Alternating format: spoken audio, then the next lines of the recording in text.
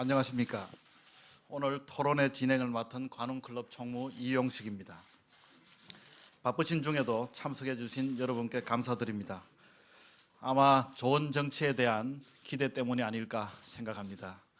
특히 편하지 않은 자리가 될 수도 있음에도 흔쾌히 토론회에 응해 주신 새정치민주연합의 문희상 비상대책위원장님께 각별한 감사의 말씀을 드립니다. 문 위원장님은 별도의 설명이 필요 없을 정도이지만 저희 토론회 관례에 따라 간략히 설명드리도록 하겠습니다. 경기도 의정부 출신으로 경복고등학교와 서울대 법대를 졸업하시고 야당에게는 가장 엄혹했던 1980년대 김대중 전 대통령님을 도와 민주연합 청년동지회를 이끌었습니다. 1992년 국회의원에 당선된 이후 지금까지 5선의 관록을 쌓으며 주요 당직을 두루 거쳤습니다. 김대중 대통령 시절 청와대 정무수석 비서관, 국가정보원 기획조정실장, 노무현 대통령 시절에는 청와대 비서실장도 역임했습니다. 그럼 문 위원장님을 단상으로 모시고 인사말을 듣도록 하겠습니다. 큰 박수로 맞아주시기 바랍니다.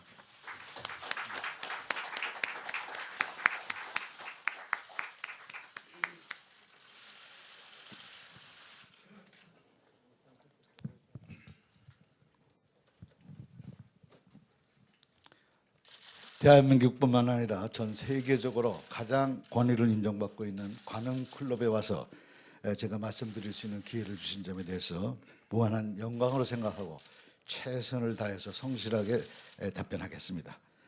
국민 여러분 안녕하십니까? 새정치민주연합 비상대책위원장 문희상입니다. 대한민국은 가장 빠른 시간 안에 산업화를 달성했습니다. 그리고 가장 빠른 시간 안에 민주화도 완성했습니다. 그리고 가장 빠른 시간 안에 정부화도 이루어냈습니다. 세계에서 유일하게 원조 받는 나라에서 원조 주는 나라로 우뚝 섰습니다. 하면 된다는 국민적 자신감과 우리는 하나다라는 뜨거운 동질감이 넘쳐 흘렀었습니다. 지난 대선 때만 해도 꿈과 희망의 대한민국을 만들기 위한 국민적 합의가 있었다고 저는 생각합니다. 경제민주화, 복지, 그리고 한반도 평화가 바로 그것입니다. 이 시대 정신을 누가 더 잘 실현할 수 있을까의 싸움에서 박근혜 대통령께서 더 잘 해낼 것으로 믿고 대통령으로 선출했다고 생각합니다. 그러나 박근혜 대통령이 당선된 지 만 2년째인 지금의 현실은 어떻습니까? 요즘 국민의 삶은 날이 갈수록 점점 팍팍하다고 하고 있습니다. 박근혜 정부는 경제민주화는커녕 빚내서 경기 부양하겠다는 초이노믹스를 선택했습니다. 국민이 선택한 복지를 지방정부로 떠넘기면서 아이들 밥그릇마저 위협하고 있다고 저는 생각합니다. 의무급식은 헌법 제31조 3항 의무교육은 무상으로 한다는 규정과 사회적 합의를 통해서 이미 결론이 난 사안입니다. 무상보육은 대통령의 공약이기도 합니다. 급식과 보육에 대한 재원 확보가 어렵다면 재벌 감세부터 철회해야 된다고 생각합니다. 새누리당 집권 7년간 재벌 감세액만 우리 계산으로 100조가 넘습니다.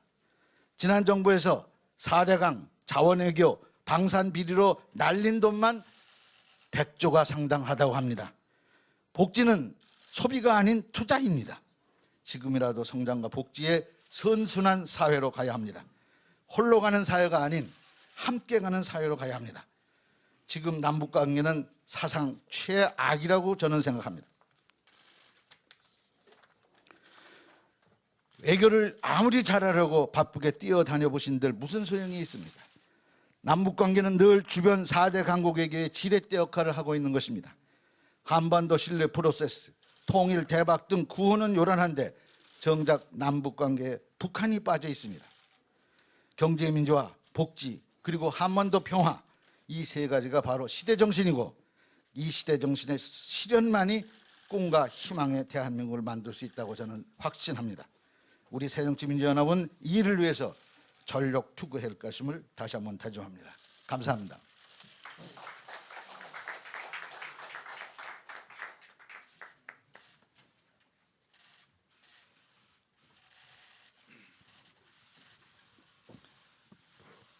문 위원장님 감사합니다.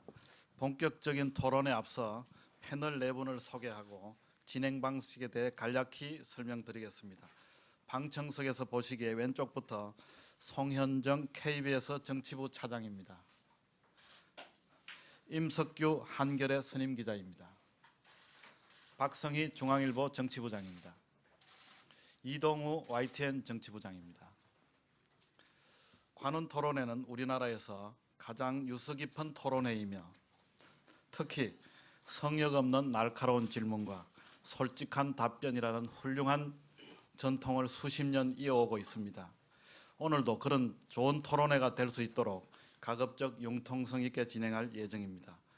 다만 생중계 등 불가피한 제약이 있는 관계로 1분 질문에 3분 답변, 30초 보충 질문에 1분 답변 정도를 염두에 두시면 감사하겠습니다.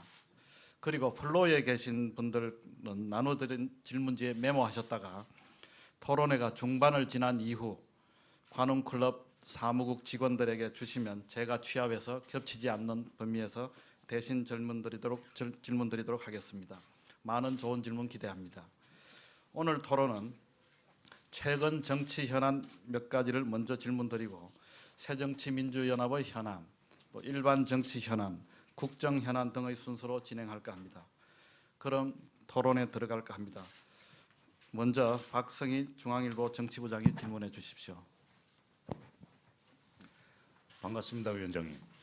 국민들이 궁금해하시는 예산부터 묻겠습니다. 2012년에 국회 선진화법이 통과됐습니다. 11월 30일까지 예산안 심사가 끝나지 않으면 12월 1일 국회 본회의에 자동으로 부의되는 규정을 만들었습니다. 그런데 벌써부터 야당에선 안 지켜도 된다는 얘기가 나옵니다.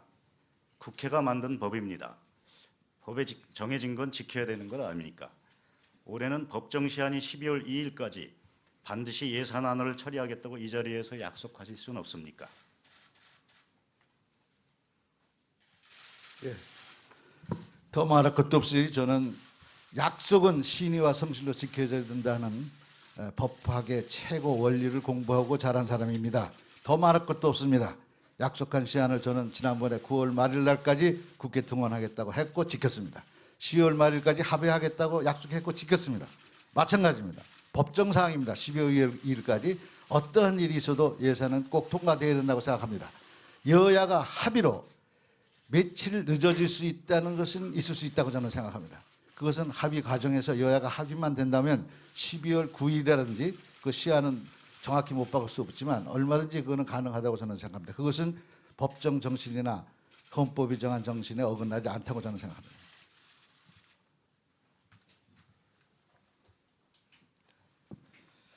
네, 그럼 다음 질문은 송현정 차장이 해주십시오. 예, 헌법재판소가 현재 이 선거구가 인구 편차에 대해서 위헌이라고 결정을 하면서 이 선거구 획정 문제가 이제 국회 현안으로 대두가 됐습니다. 선거구 획정을 선관위가 맡아야 된다, 아니면 선관위 말고 외부 획정위에서 맡아야 된다라는 의견이 있습니다. 어느 쪽이 위원장님이 보시기에는 타당하다라고 보시는지 그 이유랑 설명을 좀 해주십시오. 그 문제의 핵심은 선거구 획정은 공정해야 한다는 데 초점이 있다고 생각합니다. 어느 것이 더 공정하냐? 이름 생각하면 국회가 정개특위에서 지금까지 하던 양식으로 하면 공정성이 담보되기 어렵다고 생각합니다. 따라서 외부에서 해야 되는데 첫 번째가 선거관리위원회에서 할 수 있다라는 생각이 듭니다만은 선거관리위원회 구성 자체가 우리가 보기엔 비뚤어진 운동장이라고 생각하는 사람이 많고, 따라서 그 자체가 과연 공정성이 담보될까 의심스럽기 때문에 제3의 기구를 만들어서 그 3의 기구는 물론 그 숫자나 사회적 합의가 전제되겠죠. 그런 사개의 권위자들, 전문가들 중심으로 선거구 획정위원회를 만들고 그것의 근거를 국회에서 법으로 만들고 그 관리를 선거관리에서 하는 이런 안이 최적안이 아닌가 저는 그렇게 생각하고 있습니다. 만약에 제3의 기구라고 한다면 그러면 획정이 구성하는 자체에서 이 정당 추천조차 허용하지 않는 것이 독립적인 것 아니냐 뭐 이런 지적도 있는데 동의하십니까? 제일 바람직한 방향은 정당이 추천하는 게 없을 때가 제일 바람직하다고 저는 생각합니다만은 법률이 재정이라는 형태로 나타나면 법적 근거가 있어야 되기 때문에 결국 국회를 통과돼야 된다는 문제가 있습니다. 그 점에서 합의선이 절충될 수 있다. 저는 그렇게 믿습니다. 2011년도에 이제 획정위원으로 참여를 하셨던 어떤 민간 위원분의 얘기를 들어보니까 이 획정위에서 방안을 만들어도 이게 이제 국회로 오면 누더기가 되더라 이렇게 표현을 하셨습니다. 만약 외부에서 어쨌든 획정한 방안이 국회로 넘어오면 국회가 전혀 손대지 않고 통과를 할 수 있다. 이거를 수용할 수 있으십니까? 아닙니다. 선거구 획정에 관한 권한이 정개특위를 통해서 국회에 있었습니다. 지금 현재 현행법에 의하면 그건 안 된다라는 걸 전제로 한 얘기입니다. 제3의 기구에서 만들어서 독립적으로 운동하면 바로 그거대로 할 수밖에 없죠. 그 이제 헌재 판결 2대1 인구 편차 기준을 맞추다 보면 사실 이제 지역 대표성 문제가 제기가 되고 있고요. 그러다 보니까 그렇다면 이제 비례대표 사실 수를 줄이기는 여야가 이제 합의하기가 쉽지 않은 문제고 그러면 어떻게 보면 국회의원 정수를 늘리는 것, 증원하는 게 대안이 되지 않느냐라는 의견도 나옵니다. 증원 문제 사실은 뭐 예전에 이 어떤 위헌 문제 제기가 되기도 했었는데 국민적 동의를 얻을 수 있다고 보시는지 또 증원하는 문제에 대해서는 좀 한번 생각을 해보셨는지죠. 증원은 뭐 지금 현재 전 세계적 추세를 보면 인구 비례로 그 숫자가 그렇게 많지 않다고 합니다. 입법례를 보면요. 그러나 그럼에도 불구하고 대한민국 헌법에 300인 이하로 하라고 돼 있기 때문에 헌법을 고치지 않는 한 숫자를 임의로 법률로 고칠 수는 없습니다. 그러니까 그건 불가능한 얘기고요. 비례 숫자를 늘리는 건 얼마든지 그 안에서 가능하다고 저는 생각합니다. 지역 대표성도 중요하지만 권역별 비례대표제라는 제도는 권역별로 지역주의를 감안한 그것을 타파하기 위해서 지역에서 뽑는 거거든요. 그러니까 그것은 충분히 그것까지 녹아내린 비례대표제가 있을 수 있다라는 생각을 저는 하고 있습니다. 헌법에는요 300인 이하가 아니라 200인 이상이라고 되어 있는데 증원이 가능한 거 아닌가요? 그러나 우리가 벌써 이미 관행적으로 수차의 공화국을 거치면서 300인 이하로 못 박혀 있죠. 우리 잠재적 저거 속에는. 네, 대한민국 헌법 규정이 아닌가 보죠. 내가 착각했습니다. 200인 이상으로만 되어 있나요? 예, 200인 이상으로 되어 있습니다. 예. 나는 내 머릿속에는 300인 이하입니다. 그러니까 300인을 넘기면 아마 국민적으로 이게 200인 이상이라는 걸 놓고 그러면 10,000명도 할 수 있느냐 이런 거 관련해서 그렇죠. 첫 자릿수가 2자가 돼야 된다는 걸로 해서 그동안 299명으로 유지해온 걸로 알고 있습니다. 저는. 그럼 세 번째 질문은 임석규 선임 기자께서 하시겠습니다. 예. 새정치연합은 이제 위기가 닥칠 때마다 비대위를 구성하고 또 뼈를 깎는 쇄신을 다짐하고 혁신안을 내놓는 일을 이렇게 반복하고 있습니다. 근데 그러다가도 이제 시간이 지나면 흐지부지하고 또다시 위기를 맞는 악순환이 반복되고 있는데요. 왜 이런 악순환이 거듭되고 있는지 문 의원님께서 딱 세 가지만 이유를 좀 꼽아주셨으면 좋겠습니다. 딱 세 가지라고 무엇을 박으라고 그러면 연구를 좀 해야 되는데. 아이 좀 저 수능 시험도 쉽게 냈다는데 좀 쉽게 좀 합시다. 우리 당이 비대위를 지금 이제 뭐 구성이 안 할 수 없으니 구성을 하게 됐죠. 큰 선거에 지면 그 지도부가 그냥 리더십을 유지하기가 힘듭니다. 그래서 사실은 정치적 책임을 지고 물러나는 겁니다. 그분들이 뭐 나가라고 해서 나간 게 아니라 스스로 이 선거에 졌기 때문에 패장은 유구무원이요라고 입이 10개라도 할 말이 없습니다. 그리고 다 물러나게 돼 있습니다. 그걸 뭐라고 그러긴 참 어렵습니다. 그런데 그러다 보니까 비대위를 구성할 수밖에 없고 비대위원회 내가 지금 재수를 또 하고 있는데 대체로 앞으로 정치적 꿈이 그렇게 크지 않다. 당권이나 대권에 욕심이 없는 사람이다. 이래서 제가 뽑혀 다니는 겁니다. 제가 조금이라도 그런 꿈이 있다라고 얘기하는 순간에 저는 그냥 확 무너지는 겁니다. 그래서 그런 의미에서 저는 정통성이 있다고 생각하고 비대위원장이 사명감을 가지고 합니다. 물론 왜 이렇게 되는가 여러 가지가 있습니다만은 구체적인 문제는 선거에 졌기 때문입니다. 그럼 왜 선거에 왜 지냐? 국민의 신뢰를 잃었기 때문입니다. 국민의 신뢰를 왜 잃었는가? 계파주의가 가장 큰 그 앞에 있다고 합니다. 그놈의 당을 밤낮 만나서 지네들끼리 싸움만 하고 무슨 좀 정책 대안으로 10년간 찬란한 그 집권 경험이 있는데도 불구하고 왜 저렇게 싸움만 하는가? 라고 하니까 신뢰가 떨어지고 안 찍는 거예요. 그래서 어떻게 보면 그 원인 중에 가장 중요한 게 계파 분란에 있다고 생각합니다만은 저는 그 계파 분란이 그렇게 심각한 문제라고 저는 보지 않습니다. 사실은. 왜냐하면 어느 정당이 언제든지 민주정당에서 다양성이 생명이고 다양성은 각가의 의견이 다른 게 표출될 때 나오는 거거든요. 다만 당은 그렇게 질이 멸렬되게 이 얘기 저 얘기 막 섞여서 나오는 거 그 자체가 기강이 없이 기울이 없이 그냥 한 목소리 아니고 그냥 이 말했다 저 말했다 하는 데서 문제가 다 야기되는 것인데 그 점만 고려된다면 계파 자체는 많이 나와도 좋다라는 건 아닙니다만은 그거 자체로 큰 걱정사항이거나 무슨 계파가 문제가 되는 건 아니다. 다만 계파 패권주의나 계파 이기주의나 이건 있을 수가 없습니다. 어느 계파가 전행하거나 독점하거나 계속 해먹거나 공천을 독점하거나 이런 상황이 되면 그거는 민주정당이 아닙니다. 따라서 이것만 고칠 수만 있다 그러면 계파의 다양성은 오히려 정당의 민주정당의 생명 같은 거로 있을 수 있다. 저는 이런 생각을 하고 있습니다. 네. 계파 문제는 이따가 좀 다시 질문을 드리려고 했는데 먼저 말씀을 하셨네요. 일단 다시 한번 질문을 드리겠고요. 그 다음에 이제 당의 진로와 비전을 놓고 이제 여러 가지 상반된 의견들이 있습니다. 야당이 너무 야당답지 못하다. 그래서 지지를 못한다. 이런 지적도 있고요. 반면에 야당이 너무 강경하다. 그다음에 소수의 목소리에 휘둘려서 이렇게 지지를 못 받는다. 이런 상반된 주장이 있습니다. 새정치연합이 집권을 하려면 무엇을 어떻게 해야 되는지 또 이것도 찝어서 한 3가지만 말씀해 주시기 바랍니다. 나는 3가지, 2가지 이러는데 약합니다. 그래서 그렇게 말씀하시는 분은 아유 난 좀 모자라는데 이런 생각이 자꾸 드는데 김대중 대통령이 늘 첫째, 둘째, 셋째를 바- 좋아하셨습니다. 예, 바로 그것입니다. 김대중 트라우마가 저한테는 있습니다. 스승 같고 아버님 같은 분이기 때문에 그분이 하는 걸 내가 쫓아서 할 수 없다 이런 그럴 때마다 난감해요.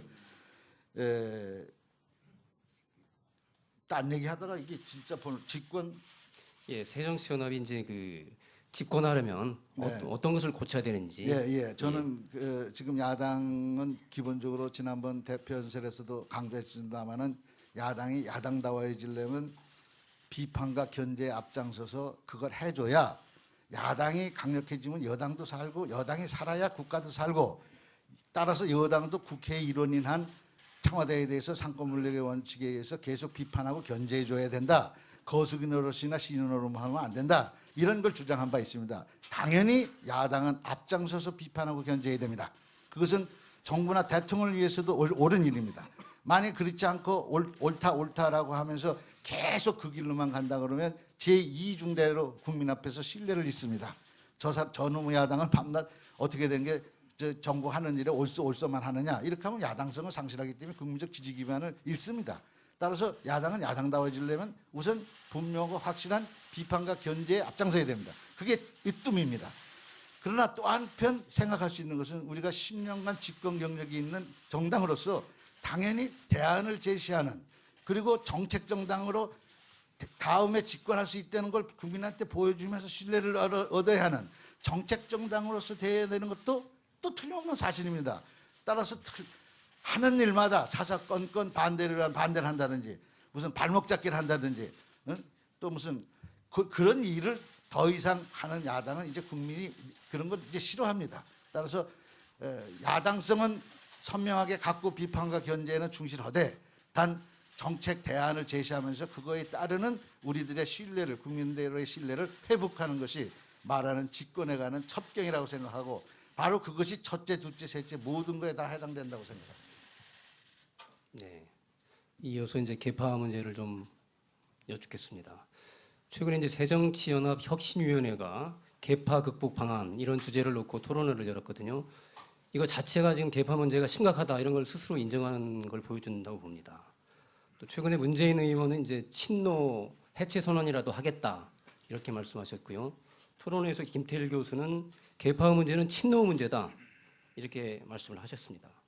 문 위원장님께서는 이른바 친노 계파의 패권적 성향 여기에 대해서 동의를 하십니까? 아니면 어떻게 생각하는지 말씀 좀 해주십시오.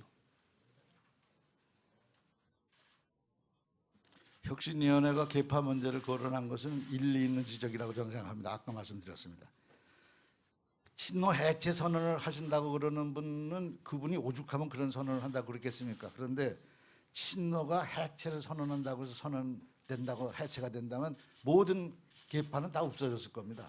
계파를 합시다. 계파 패권주의를 합시다. 계파 이기주의를 합시다. 우리만 내내 해먹읍시다. 이런 얘기를 할 수 있는 사람이 있을까요? 따라서 해체 선언은 별 그렇게 큰 의미는 난 없다고 생각하고요.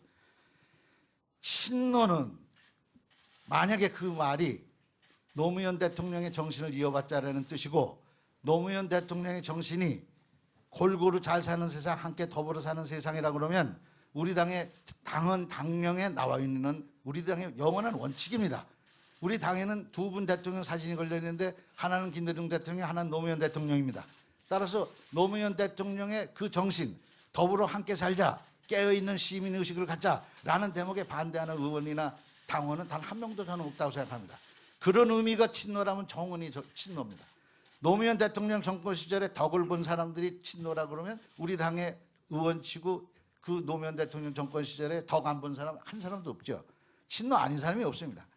중요한 것은 친노가 강경하다, 종북이다, 더 나아가서 친북이까지 연결하는 그리고 어느 사회주의 정당 어떤 정당의 일테면 숙주 노릇을 해서 그들을 국회에 진출하는 데 결정적인 역할을 했다. 이렇게 모든 프레임을 딱 만들어 놓고 가둬서 친노라는 낙인이 찍히는 순간 바로 강경한 노선 이렇게 가는 그거에 나는 그건 프레임이다 나는 그런 주장을 하는 겁니다. 나 같은 경우는 친노에 틀림없습니다. 친노의 원족이 될 수도 몰라요. 원조일 수도 있어요. 그럼에도 불구하고 나는 강경론자가 아닙니다.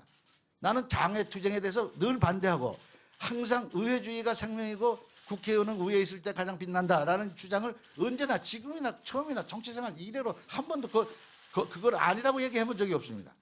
따라서 강경하다고 친노랑 연결시키는 것은 하나의 프레임이다. 친노 그 자체가 뭐 잘못된 게 아니라 그런 독점하거나 어떤 아까도 말씀드렸지만 그 계파가 패권으로 나가가지고 공천권을 무소불위로 행사해가지고 특정 세력을 전부 자기네 좌파 세력으로만 비례대표를 만들었다든지 이런 사례라 그러면 그거는 있어서는 안 되고 절대 막아야 되고 내가 비대위원장으로 있는 한 우리가 만드는 앞으로의 나가는 방향에서 그런 일은 절대 있을 수 없다. 그래서 지금도 전대위원회 구성에 관한 또 각종 조강특위 구성에 관한 공정이라는 걸 앞장 세우는 이유는 바로 거기 있습니다. 공정에 관하면 서로가 가령 이렇게 개파라고 이름 부르기는 좀 뭐합니다만 무슨 친목회 무슨 당내 무슨 그 단체에 관해서 그렇게 정책 집단에 관해서 뭐라고 비판할 필요는 없다. 난 그렇게 생각합니다. 그러면 비노라는 문제에 대해서는 어떻게 생각하세요? 비노라는 게 실체가 있다고 보십니까? 비노는 친노라고 불리우는 지금 강경 그런 노선이 있다라고 보는 내가 보기엔 프레임입니다만 그거에 반대하는 사람. 그러니까 강경한 노선에 반대하거나 무슨 그런 패권주의에 반대하는 사람인데 그것도 한계가 있어야 됩니다. 친노 배제 이건 안 됩니다. 그건 또 하나의 계파 이기주의일 뿐이에요. 다 같이 가자, 더불어 가자 이런 문제점을 고치고 통합으로 가자 이런 얘기를 해야 정론이지. 우리는 그거에 반대하니까 우리는 가고 너희들은 안 돼 저리 가 그리고 빼놓으려고 그러는 그 자체는 그건 있을 수 없다 이런 생각을 갖고 있습니다. 비노로 해서 어느 세력이든지 주류가 있고 비주류가 있는데 친노가 주류라 그러면 친노 아닌 사람이 비주류라 그러면 그건 있을 수 있는 일입니다. 그러나 친노는 안 돼라고 하는 그 발상 자체는 어느 특정 계파가 특정 계파를 안 된다라는 이유 때문이라도 그거는 안 되는 논리가 맞지 않는다는 얘기입니다. 상당히 명쾌하고 적극적인 답변에 감사드립니다. 다음 질문은 이동우 부장께서 해주시죠. 예, 새정치연합의 비상대책위원회뿐만 아니라 조직 강화 특위도 사실상 계파 대리인의 연합체 성격을 띠고 있습니다. 비상한 상황이라고 해서 비대위를 만든 거고요. 또 혁신이 절박한 상황이라고 판단해서 혁신위원회를 만든 것인데요. 당 지도부 선출 문제, 또 지역위원장 선출 같은 중요한 문제를 사실상 거의 손을 대지 않고 지금 넘어가고 있는 상황입니다. 이 역시 계파 갈등을 의식한 거 아니냐, 이런 지적이 있는데요. 이름만 비상대책이지 그 비상대책은 하나도 없이 현상 유지와 안정에만 너무 치우친 것 아니냐 이런 지적이 있습니다. 이에 대해서 위원장님 견해는 어떻습니까? 저는 전혀 다르게 생각합니다. 비대위가 가장 어려운 누란지 위기와 어떤 그 백척간대의 위기에서 만들어진 기구입니다. 따라서 이렇게 된 상황에 가장 책임이 많은 사람들이 나와라 라고 했고, 모두 나올 수는 없기 때문에, 전당원이 나올 수는 없기 때문에 대표를 지낸 분 나와라. 대표를 지낸 분 중에서 다 하니까 한 23명가 돼요. 그래서 그 다 할 수는 없으니 현역으로만 하랴. 그래서 현역으로만 한 겁니다. 그런데 그중에 그거에 대상됐던 분들 중에 안 하시겠다거나 못 하시겠다는 분이 계셔가지고, 그분이 올 때까지 우리는 문을 열어놓고 기다리겠다 이렇게 했기 때문에 계파의 안배로 비대위를 구성했다는 건, 내가 그럼 어느 계파입니까?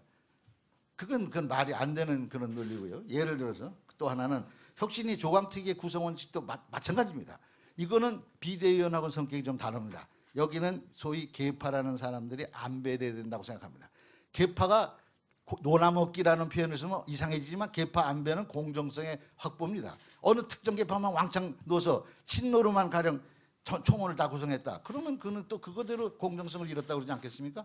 골고루 다 섞어서 놓으면 안배가 됐고, 안배가 되면 그건 공정성의 확보입니다. 나는 그런 원칙으로 배웠습니다. 김대중 대통령 초기에 지역 안배, 그럼 지역을 골고루 섞어야 된다.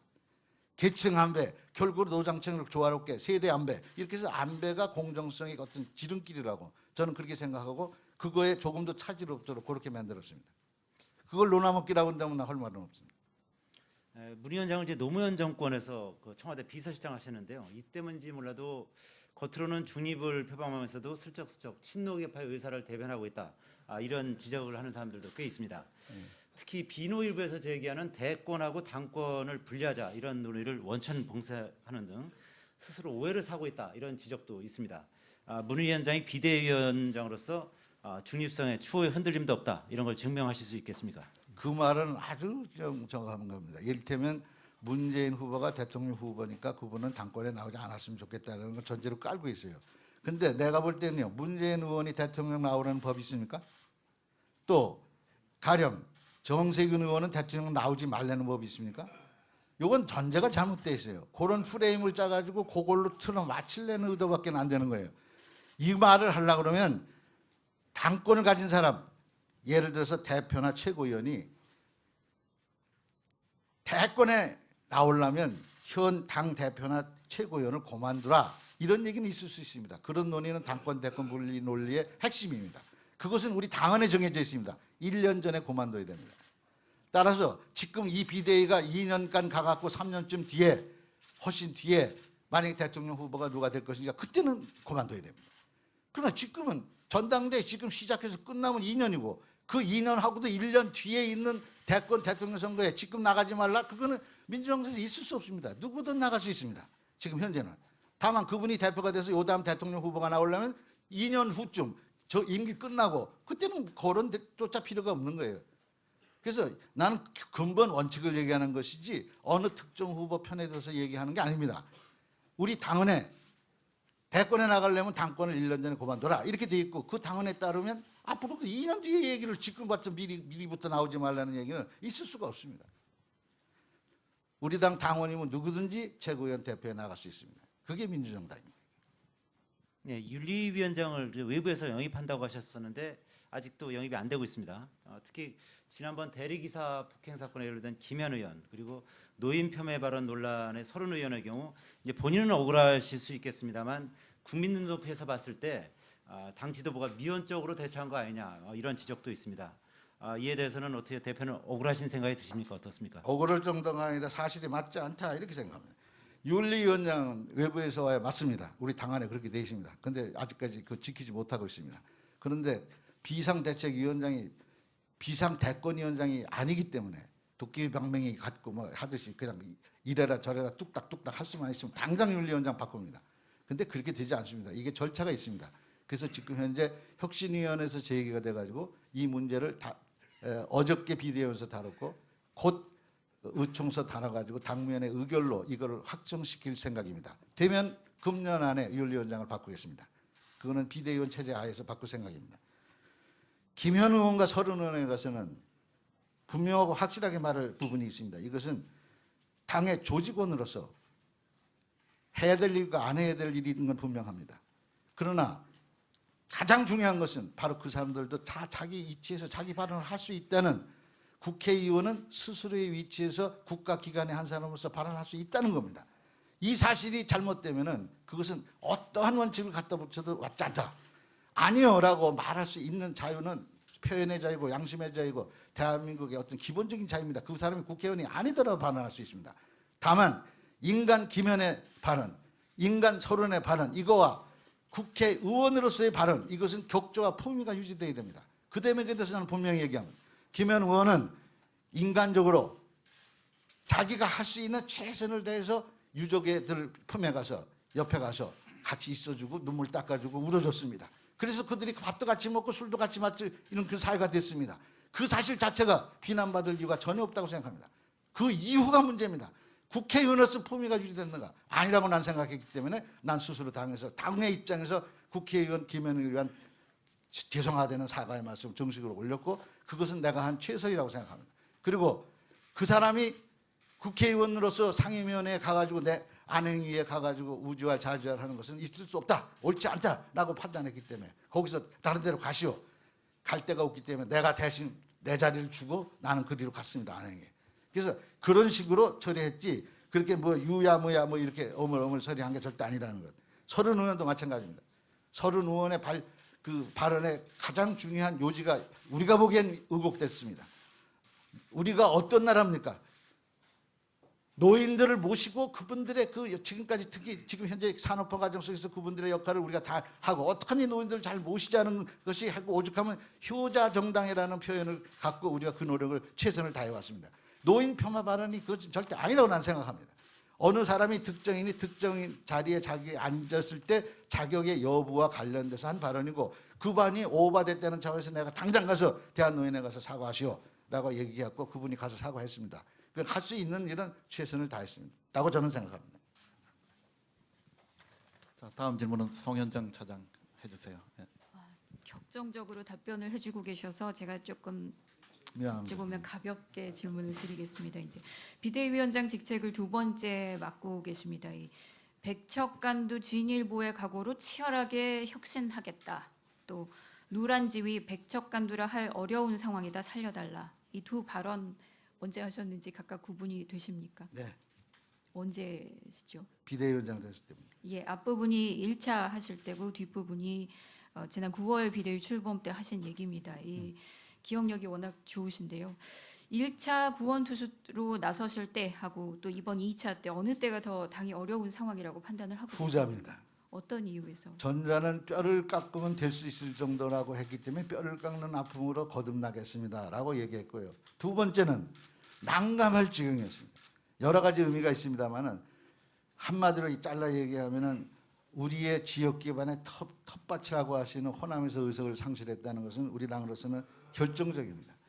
그 사실 자체가 중요한 게 아니라 우리 당을 구성하는 지지자의 구성들이 대부분이 참으로 이루 말할 수 없는 서러움에서 전부 북받쳐가지고 우리가 이제 끝났다라는 생각을 할 즈음이 됐습니다. 그래서 두 번째는 더 비장한 각오를 했고, 따라서 비대위원회 소집도 아까 말씀드렸습니다마는 당 대표들 다 나와라.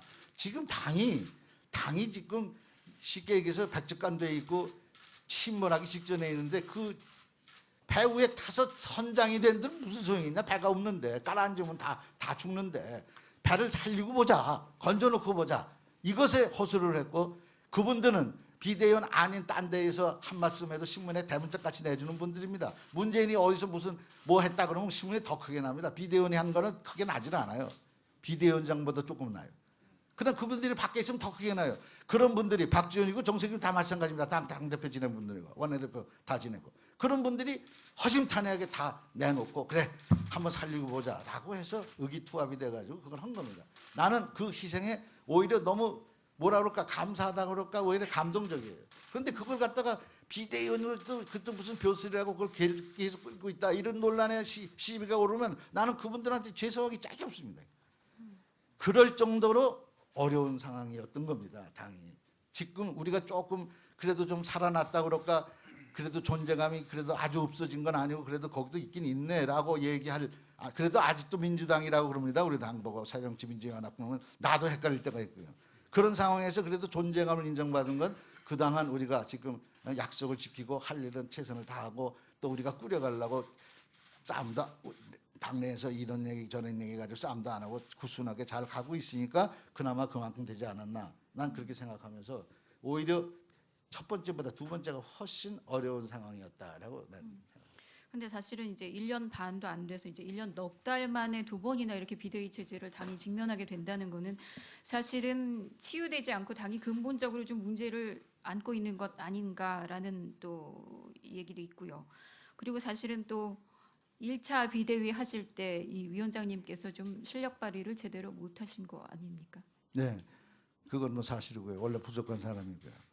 최선을 다했는데 뭐 깎을 뼈도 더 이상 없고 토할 피도 없고 뭐 있는 대로 다 했는데 그 정도입니다. 근데 두 번째 또 하라고 그래서 나도 그때 좀 잘했나? 왜 이래 그렇게 생각하고 있습니다. 1차 비대위원장 하실 때 이렇게 좀 스스로 좀 점수를 줘보신다면 얼마나 주실 수 있으셨을까요? 이 F학점이라고 분명히 말씀을 드렸는데요. F학점요. 예, 예. 근데 그 F학점이라고 스스로 평가하는 분에게 다시 비대위원장 맡으셔라라고 맡길 정도면 당에 인물이 좀 없으신 건가요? 아니면 당권 대권 안 나오실 분이라고 아까 말씀하셨던 거랑 그렇게 큰 꿈이 그분들이 없으신 분 그냥 뽑으신 건가요? F학점은 내가 평가 내린 거고요. 그분들이 F학점을 내렸는지 A2 플러스를 내렸는지 난 알 수 없고요. 또 한 번 하라고 그럴 때 그 심정은 그래도 비교적 B 플러스는 되지 않았나 이런 차원에서 시키지 않았나 이렇게 생각하고요. 문제는 지금도 그때도 똑같은 심정입니다. 내가 만약에 무슨 꿈이 있다든지 그 꿈이라는 것은 사실 무슨 권력의 의지라는 표현으로 바꾸면 그 모든 정치인이 다 권력 의지는 없다 그러면 거짓말이라고 그럽니다. 저도 물론 정치인의 한 사람이고 권력 의지가 없으면 지금까지 여기까지 왔겠습니까? 그나마 그러나 내 스스로가 어느 순간에 내가 할 일은 이거다라고 했을 때 그게 당권이나 대권은 없다. 그러니까 무수가 상수더라고 무욕이 상욕이라고 그게 그 어떤 그런 의미에서 나한테는 수습하는 힘이 조정 통합할 수 있는 힘이 생기지 않았나 저는 그렇게 생각합니다. 내년 전당대회 관련해서 여쭤보겠습니다. 그 당의 그 원로 전략가의 입장에서 좀 답변해 주셨으면 감사하겠습니다. 그 내년 2월 전당대회에서 선출되는 새 지도부 임기가 2년입니다. 이 새 지도부가 총선도 치르고 대선도 치러야 합니다. 굉장히 새정치민주연합 입장에서 볼 때는 중요한 그 지도부인데요. 이 새정치민주연합이 내년 총선에서 승리하기 위해서 어떤 사람이 대표가 되어야 되고 지도부를 구성해야 된다고 생각하십니까? 그리고 좀 이런 얘기지만 2017년 대선에서 승리할 수 있는 야당 후보의 조건은 뭔지 한번 꼽아봐 주십시오. 누군지? 누구라고 꼽으면 더 좋고요. 그럼 야당 후보로서 조건. 아이고. 총선을 대비해야 될 다음 지도부가 어떤 사람이어야 되는가라는 것에 대해서 나는 항상 그렇게 생각합니다. 물론 대통령, 당권을 지닌 사람, 지도자 이렇게 수많은 자질이 있습니다. 가령 우리가 다 잘 아는 막스 베버라고 이제 독일말로 하는 그 사람이 직업으로서의 정치라는 책을 보면 균형 감각, 머리 작업으로 나오는 균형 감각, 극단에 치우치지 않은 균형 감각. 그다음에 뜨거운 열정, 샘술 듯이 오는 열정, 그리고 용기, 사명감, 의지 이루는 패시. 그러니까 머리, 가슴, 배가 조화된 그런 사람이 정치인으로서는 적격이다. 지도자로서는 훌륭한 자질이다. 그래서 아주 기본적인 말로 그렇게 다 말할 수 있다고 생각합니다. 그런데 나는 최근에 신뢰라는 대목에서 말을 하면 그 말대로 지키는, 약속을 지키는 그런 사람이 결국은 지도자다. 언행일치가 되지 않는 지도자는 아무리 좋은 말을 해도 아무리 그 좋은 화사한 행동을 해도 다 소용없구나. 그건 국민이 판단할 수 있구나. 저 사람은 거짓말쟁이니 아닌지 이거를 딱 난 그렇게 판단하기 때문에 어떤 지도자든 신뢰를 받는 사람이 됐으면 그것이 제일 덕목이라 난 생각합니다. 지금 그 어느 것보다도 앞장서야 됐던 그것이고 따라서 마찬가지입니다. 이런 것은 대통령의 기준에도 맞고 대통령의 기준이 되려면 기본적으로 두 개가 있어야 되는데 하나는 내가 경험한 대통령들은 다 그랬습니다. 그 두 가지를 갖췄어야 됩니다. 하나는 국민 통합 능력이 있어야 됩니다. 어떤 경우도 국민을 하나로 묶어내야 됩니다. 대통령이라는 건 어떤 의미의 제일 마지막 총하이고 마지막 꼭지점입니다. 그분은 다 껴안는 누구를 상대해서 싸울 상대가 아무도 없는 사람이 대통령입니다. 그래서 대통령이 되는 사람은 국민 통합이 첫째입니다. 국민 통합을 못 해내면 어떤 일을 국가 경영을 뛰어나게 아무리 잘해봐야 소용이 없습니다. 외교, 국방, 통일, 무슨 경제, 사회, 문화 각종 측면에서 무지무지하게 점수를 많이 받는다 하더라도 국민 통합을 못 해내면 하나로 묶어낼 수는 힘이 없기 때문에 미래로 세계로 나갈 힘이 없습니다. 그 대통령이 그 힘을 잃으면 아무것도 못합니다. 국민 통합이 첫째. 그 다음에 국가 경영 잘해야 됩니다. 현대적 감각으로 현재 돌아가는 통일, 외교, 안보, 국방에 관한 통찰력으로 시대 정신을 읽고 그것을 정책화하고 그것을 국민과 함께 가려는 끊임없는 실천을 하고 이런 노력을 같이 겸임하는 국민 통합과 국가 경영 능력이 같이 가진 이런 사람이 대통령이 되시면 좋겠고 그런 대통령 하실 분은 우리 당의 대표가 되셔도 훌륭하게 하실 거다 이런 생각을 합니다. 지금 뭐 후보 몇 명 하마평이 거론되고 있습니다. 사실 출마하시겠다는 분들이 지금 위원장님이 말씀하신 이런 조건에 맞는 출마 후보자가 있습니까? 당내 한두 많아서 거론하기가 바쁩니다. 지금 거론되지 않는 분들 중에서 상당히 많이 있습니다. 그러니까 그걸 다 일일이 거론하기가 좀 힘들고 그들은 내가 거론해서 지도자가 되는 게 아니라 스스로 그런 지도자를 되고자 하는 의지와 그걸 하려는 끊임없는 노력과 그리고 국민과 함께 당원과 함께 다 같이 어우러져서 나는 언제든지 죽을 수 있다라는 그런 빈 마음을 가지고 접근하는 사람 그런 사람 중에서 반드시 대통령 나오고 당대표 나올 거라고 생각합니다. 예, 대선이 많이 남은 상태에서 뭐 이런 질문 드리는 게 결례가 될지 모르겠습니다만 당내에서 이미 권오갑 고문이 반기문 유엔 사무총장 관련해서 언급을 했습니다. 그래서 질문을 드리겠습니다. 각종 대선 예비 후보 여론조사를 보면 반기문 유엔 사무총장이 압도적으로 1위를 달리고 있습니다. 하지만 이제 반 총장의 가족들은 대선 후보로 출마하는 것에 반대한다 뭐 이런 기사도 나왔고요. 근데 이 위원장님이 생각하시는 반기문 유엔 사무총장 어떤 인물이고 그리고 대선에 나올 것으로 예상하시는지 좀 단도직입적으로 여쭤보겠습니다. 압도적 1위가 꼭 대통령 후보로 적격장가는 그거는 지난 세월을 보면 압도적 지금 3년 전에 1위한 분이 대통령 되신 적은 한 번도 없었어요. 그러니까 그렇고 반기문 사무총장은 내가 너무 잘 아는 분입니다.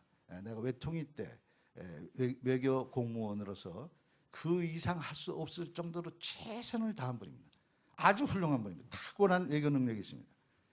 별명도 내가 지어준 별명인데 5일드 2일이라고 원전은 2일이라는 게 기본적으로 그분의 별명이었어요. 장어 잘 이렇게 아주 언사가 외교적 언사가 아주 정확할 때 정확하게 표현하기 때문에 그게 타임지에도 나왔어요. 2일이라는 별명이. 그런데 내가 5일들을 하나 더 붙인 것은 청와대 내가 있을 때 외교보좌관을 하셨는데 외교보좌관은 차관급입니다. 그런데 모든 기자들과 상대할 때 단 한 번도 흠 잡히지 않게 매끄럽게 하고 돌아오는 유일한 사람이었습니다.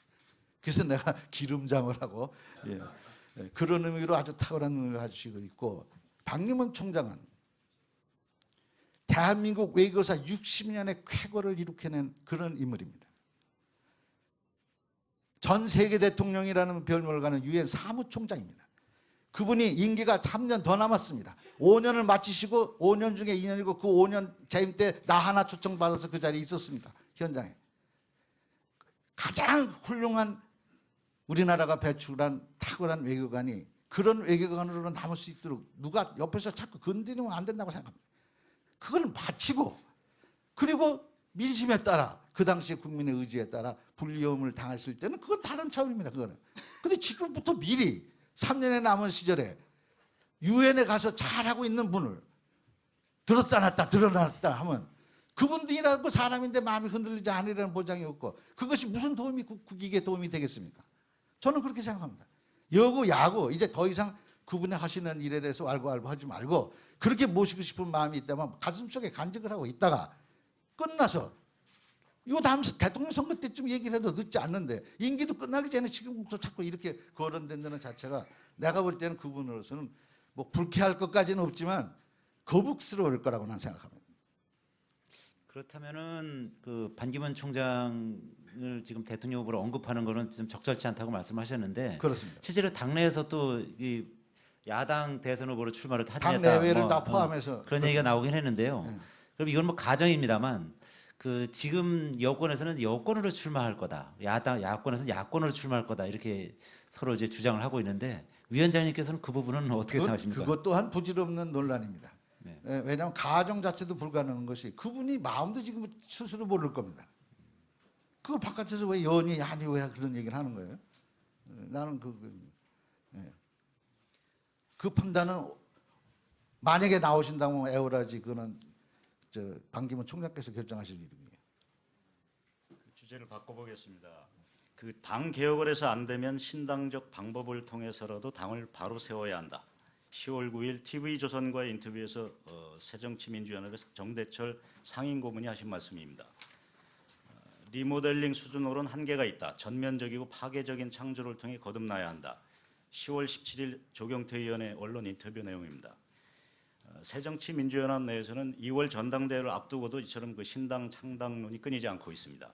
심지어 특정 후보가 승리하면 당이 분당될 거라는 얘기도 나오고 있습니다. 이런 분당론에 실체가 있다고 생각하십니까? 그리고 이런 분당론이 왜 나온다고 보십니까? 예. 그분들이 그런데 한 분도 탈당한 분은 지금까지 없습니다. 그 어느 분도 탈당을 하지 않았습니다. 탈당을 하지 않고 당내에서 얼마든지 당에 비판할 수 있습니다. 왜냐하면 민주정당이니까요. 속상하죠. 지도부의 입장에서는. 그러나 그런 분들을 배척할 아무런 이유가 없습니다. 창조적 파괴를 하겠다라고 했지 탈당하겠다고는 안 했어요. 파괴보다 나는 창조에 방점을 둡니다. 이 당을 창조시켜야 된다라는 그런 주장으로 나는 읽습니다. 그렇다 그러면 창조할 만한 일들을 좀 내주시기를 난 기대합니다. 실제로 어렵습니다. 그분들이 창조력을 좀 발휘해가지고 당을 살리는 일에 구당에 탈당이 아니라 분당이 아니라 구당에 좀 앞장서 주시기를 바랍니다. 나는 비대위원 하나하나도 나를 포함해서 비대위원장인 나를 포함해서 비대위원 하나하나도 지금 현재를 맡고 있는 현재의 전 국회의원, 현재의 전 당원 모두 다 구당의 심정으로 하고 있다고 생각합니다. 그분만큼 우리도 그렇게 하고 있다는 걸 꼭 들려드리고 싶습니다. 그런데 지금 이 창당론, 신당론, 분당론의 실체를 보면은 전당대 이유를 얘기하는 사람들이 꽤 됩니다. 예를 들어서 호남 민심을 대변 못하는 그런 그 당내 주류 세력이 있다. 뭐 이런 의견 때문에 호남 신당론까지 나오고 있는 실정입니다. 이런 주장들에 대해서는 어떻게 생각하십니까? 그분들의 전제는 호남에서 어느 특정 후보가 배제돼야 된다라는 얘기를 하는 거 아닙니까? 어느 분이 되면 호남의 민심을 못 읽은 거고 그럼으로 인해서 당이 분당될 거다. 이런 전제가 있습니다. 난 그 전제에 동의하지 않습니다. 지금은 아직 우리가 선거를 안 했어요. 어느 분이 될지 몰라요. 그분이 호남 민심을 얻어서 될는지 안 될는지도 모르는 상황 속에서 지레 짐작하고 그분은 호남 민심을 잃은 분이고 그래서 그분이 되면 호남 민심이 떠나기 때문에 당이 분당된다. 이건 이상한 논리입니다. 민주적 정당으로서 있을 수 없는 논리라고 저는 생각합니다. 그게 특정 세력의 배제를 말한다면 그 자체가 이미 특정 세력의 배제라는 이유 때문에 민주정당의 본질을 어기고 있는 겁니다. 골치 아픈 당내 문제는 이제 이 정도로 끝내도록 하겠습니다. 아유 너무 어렵습니다. 정치 일반하고 넘어갈 텐데 거기에 앞서서 제가 우리 위원장님 답변하시는 태도를 보시니까 정말 TV 탤런트나 배우를 뺨치는 것 같습니다. 그래서 제가 이렇게 못생긴 탤런트 되세요? 그래서 제가 좀 부드러운 질문 하나 하고 다음으로 넘어가도록 하겠습니다.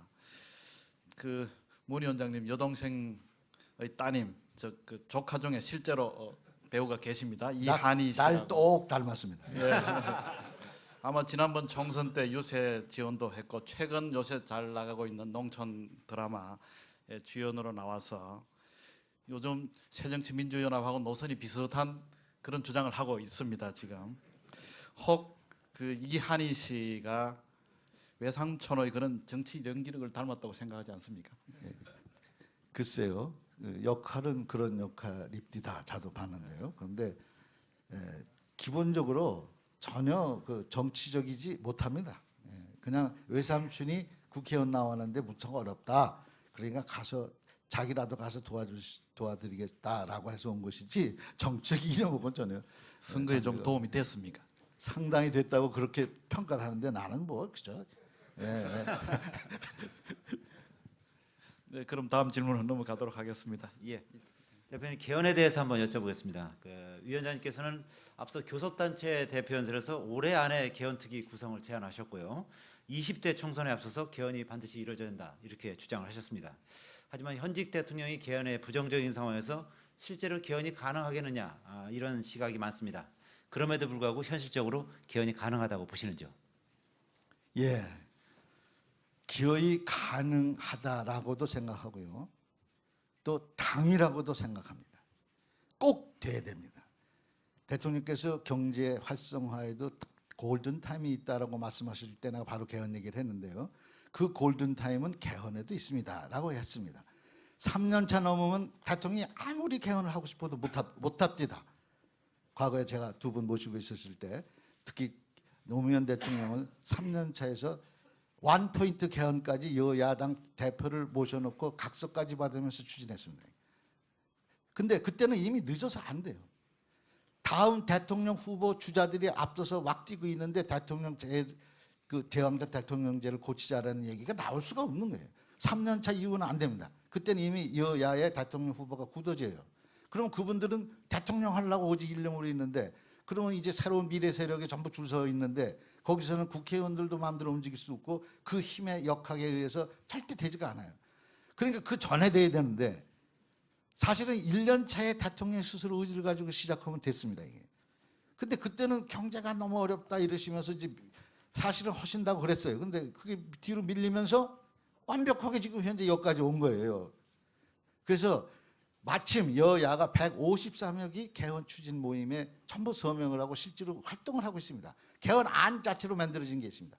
지난 국회에서 의장이 만든 의장자문위원회에서 만든 또 개헌안이 있습니다. 사회 각각에서 여러 가지 개헌안들이 많이 마련되어 있습니다. 힘든 게 아닙니다. 실제로 권원이 되면 바로 일사천리로 진행될 수 있는 기본이 되어 있습니다. 그리고 촉구 결의안이 개헌 특위 촉구 결의안이 지금 정부에 바로 국회에 제기가 돼 있습니다. 35명이 서명해가지고 그러면 이것을 요 12월 2일 날 이전에 이거만 된다 그러면 개헌특위는 구성이 되고 내년부터 개헌특위 작업이 하면 얼마든지 개헌이 가능한 타이밍적으로는 그렇습니다. 왜 그러면 꼭 개헌이 돼야 되느냐? 더 말할 것도 없습니다. 저는 이렇게까지 생각합니다. 지금 현재 있는 우리 한국 정치의 모든 병폐 만악의 근원이 제왕적 대통령제에서 출발했다고 생각합니다. 87년 체제는 나도 거기에 있는 힘을 다해서 도와서 그 체제를 만드는데 앞장섰던 사람입니다만은 87년 체제는 그 당시의 시대 정신이 우리 손으로 대통령 뽑자. 이것이 민주주의의 실현이다. 라고 오직 대통령 직선제만이 모든 것의 해법이라고 생각하고 주장을 했고 시대 정신이었고 그것이 통과됐던 겁니다. 근데 이제 30년 세월이 지나가지고 이제는 제왕적 대통령의 옷이 아니라 분권적 대통령으로 갈아입어야 될 때가 됐다. 그거 아니면 죽기 살기로 우승 열패 짱그레 법칙이 그대로 적용되는 적자 생존 그 다음에 승자 독식 이래갖고 전부 아니면 전무 all or nothing 이런 싸움을 해야 되기 때문에 서로 죽기 살기로 라이벌이 아니라 에너미를 보고 상대를 죽이려고 합니다. 여야 간에도 각 진영이도 전부 이념 진영으로 깎걸려서 둘로 딱 갈라져서 좌우가 죽기 살기 싸움을 합니다. 이런 체제를 근본적으로 해결하려면 권력 자체를 집중시키지 말고 자꾸 분산시키는 그런 체제 분산형 대통령제 이걸로 가야 된다고 저는 생각하기 때문에 지금도 그 생각엔 변함이 없고 내가 비대위원장으로 있는 한은 그걸 추진하는데 계속 앞장설 생각입니다. 그렇다면 이제 개헌을 하신다면 4년 중임제도 있고요, 뭐 순수내각제, 2원 집정부제 이렇게 여러 가지 권력 구조가 있는데 그 중에 어떤 권력 구조를 선호하시는지요? 그리고 그 이유는 무엇인지 설명해 주십시오. 분권형적 대통령제이니까 대통령은 이 뽑아야 됩니다. 국민의 손으로 직접. 아직은 우리가 대통령 직선 제한 향수가 있습니다. 기본적으로. 그러나 권력은 제가 지금 생각하는 것은 통일, 외교, 안보, 국방 이것은 대통령의 권한으로 하고 실제로 그것을 하는 것도 대통령실에서 움직여야 되고 그다음에 수상위로 하든지 국무총리로도 하든지 내치 위주로 예를 들어서 무슨 경제, 사회, 문화 기타 그런 일반적인 것은 내치의 범위 내에서 수상이건 내가 총리건 총리 대신이건 총리건 국무총리건 이런 이름을 어쨌간에 그렇게 해서 다루는 그런 체제를 나는 생각하는 것인데 그러나 분권형 권력 분산형 그 대통령제에는 그런 것만 있는 게 아니라 일차적으로는 정부통령제 그리고 대통령 중임제 요것도 개헌입니다. 요것도 포함되는 개념입니다. 그래서 이것이 안 되면 이것이라도 이것이 안 되면 이것이라도 내가 목표로 하는 것은 최소는 그겁니다만 난 나의 개인적인 의견이고 아직은 우리 당론도 모아지지가 않은 상태거든요.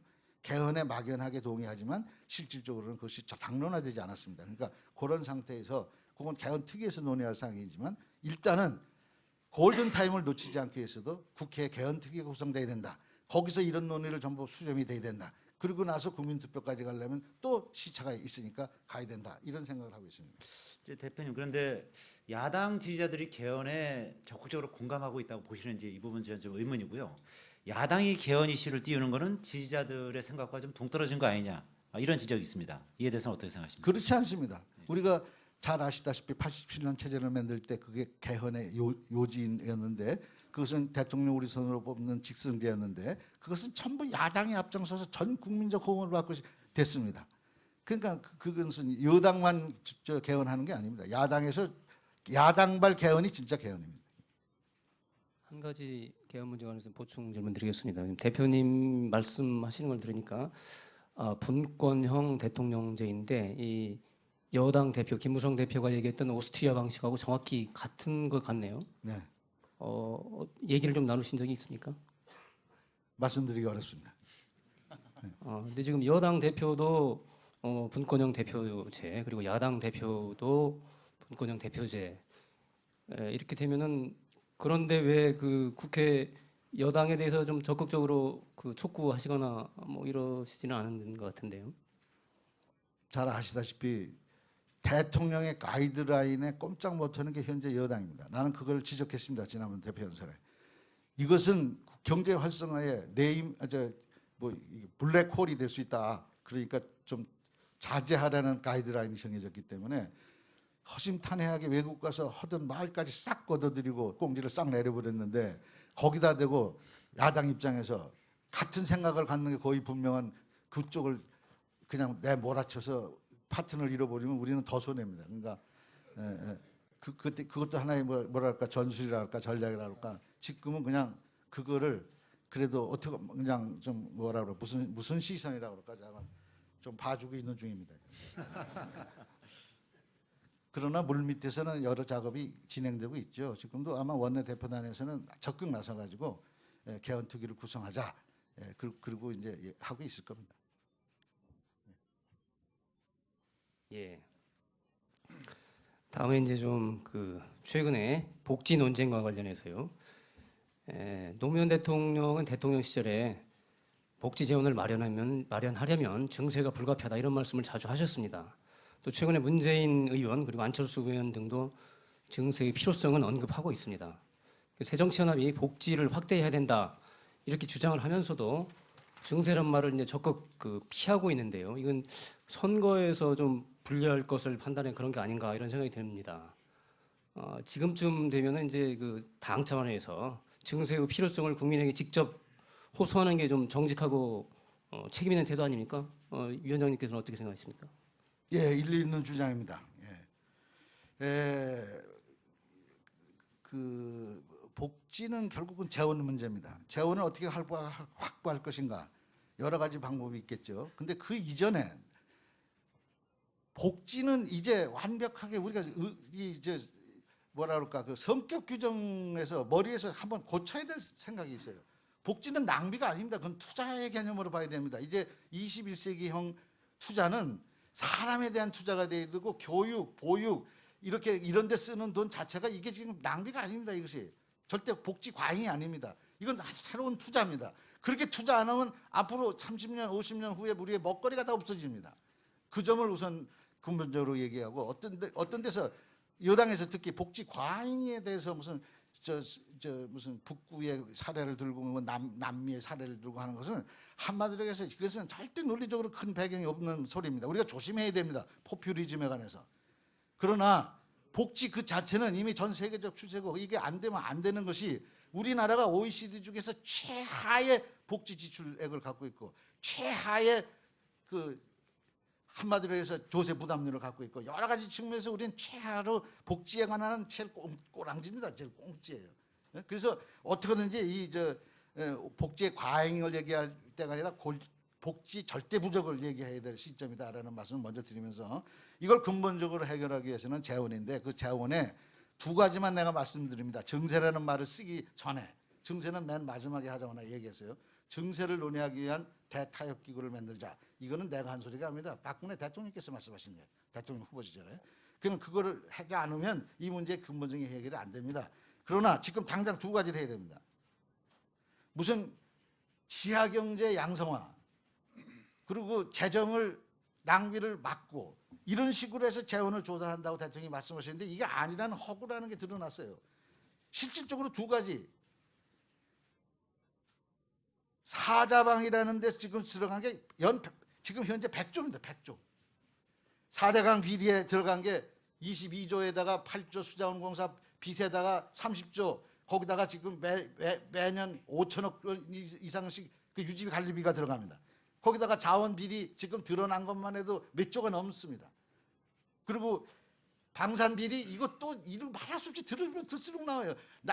혈세를 낭비한 요소만 고쳐도 기본적으로 100조가 생기는 거 아닙니까?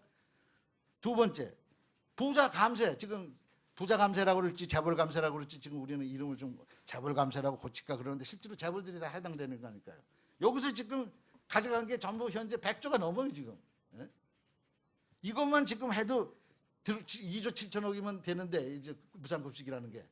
예? 나는 의무급식이라고 얘기합니다만 애들 밥 먹는 것까지 형 거 뺏어서 아우 주고 아우 뺏어서 형 주고 이런 싸움이 이게 있을 수 있는 싸움입니까 이게?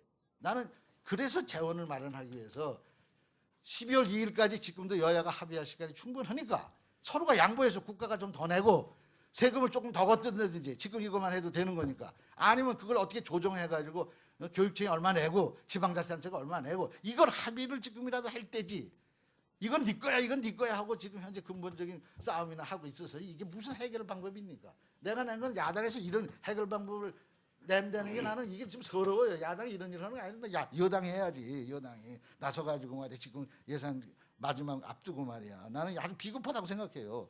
지금이라도 늦지 않았다고 생각합니다. 12월 2일 날까지 아니 어떻게 보면 11월 말일까지예요. 말일까지 지금이라도 이 재원 마련에 어차피 이건 안 되면 요거를 어떻게 뜯고 해서 최소한 요건 하자. 그다음에 기체를 낼래도 국가가 보증을 서서 지방자치단체가 그럼 빚내게 좀 하자. 그리고 이걸 몇 년간만 하자. 그 다음엔 우리가 맞자. 뭐 이런 얘기를 서로 주거니 받거니 해야지.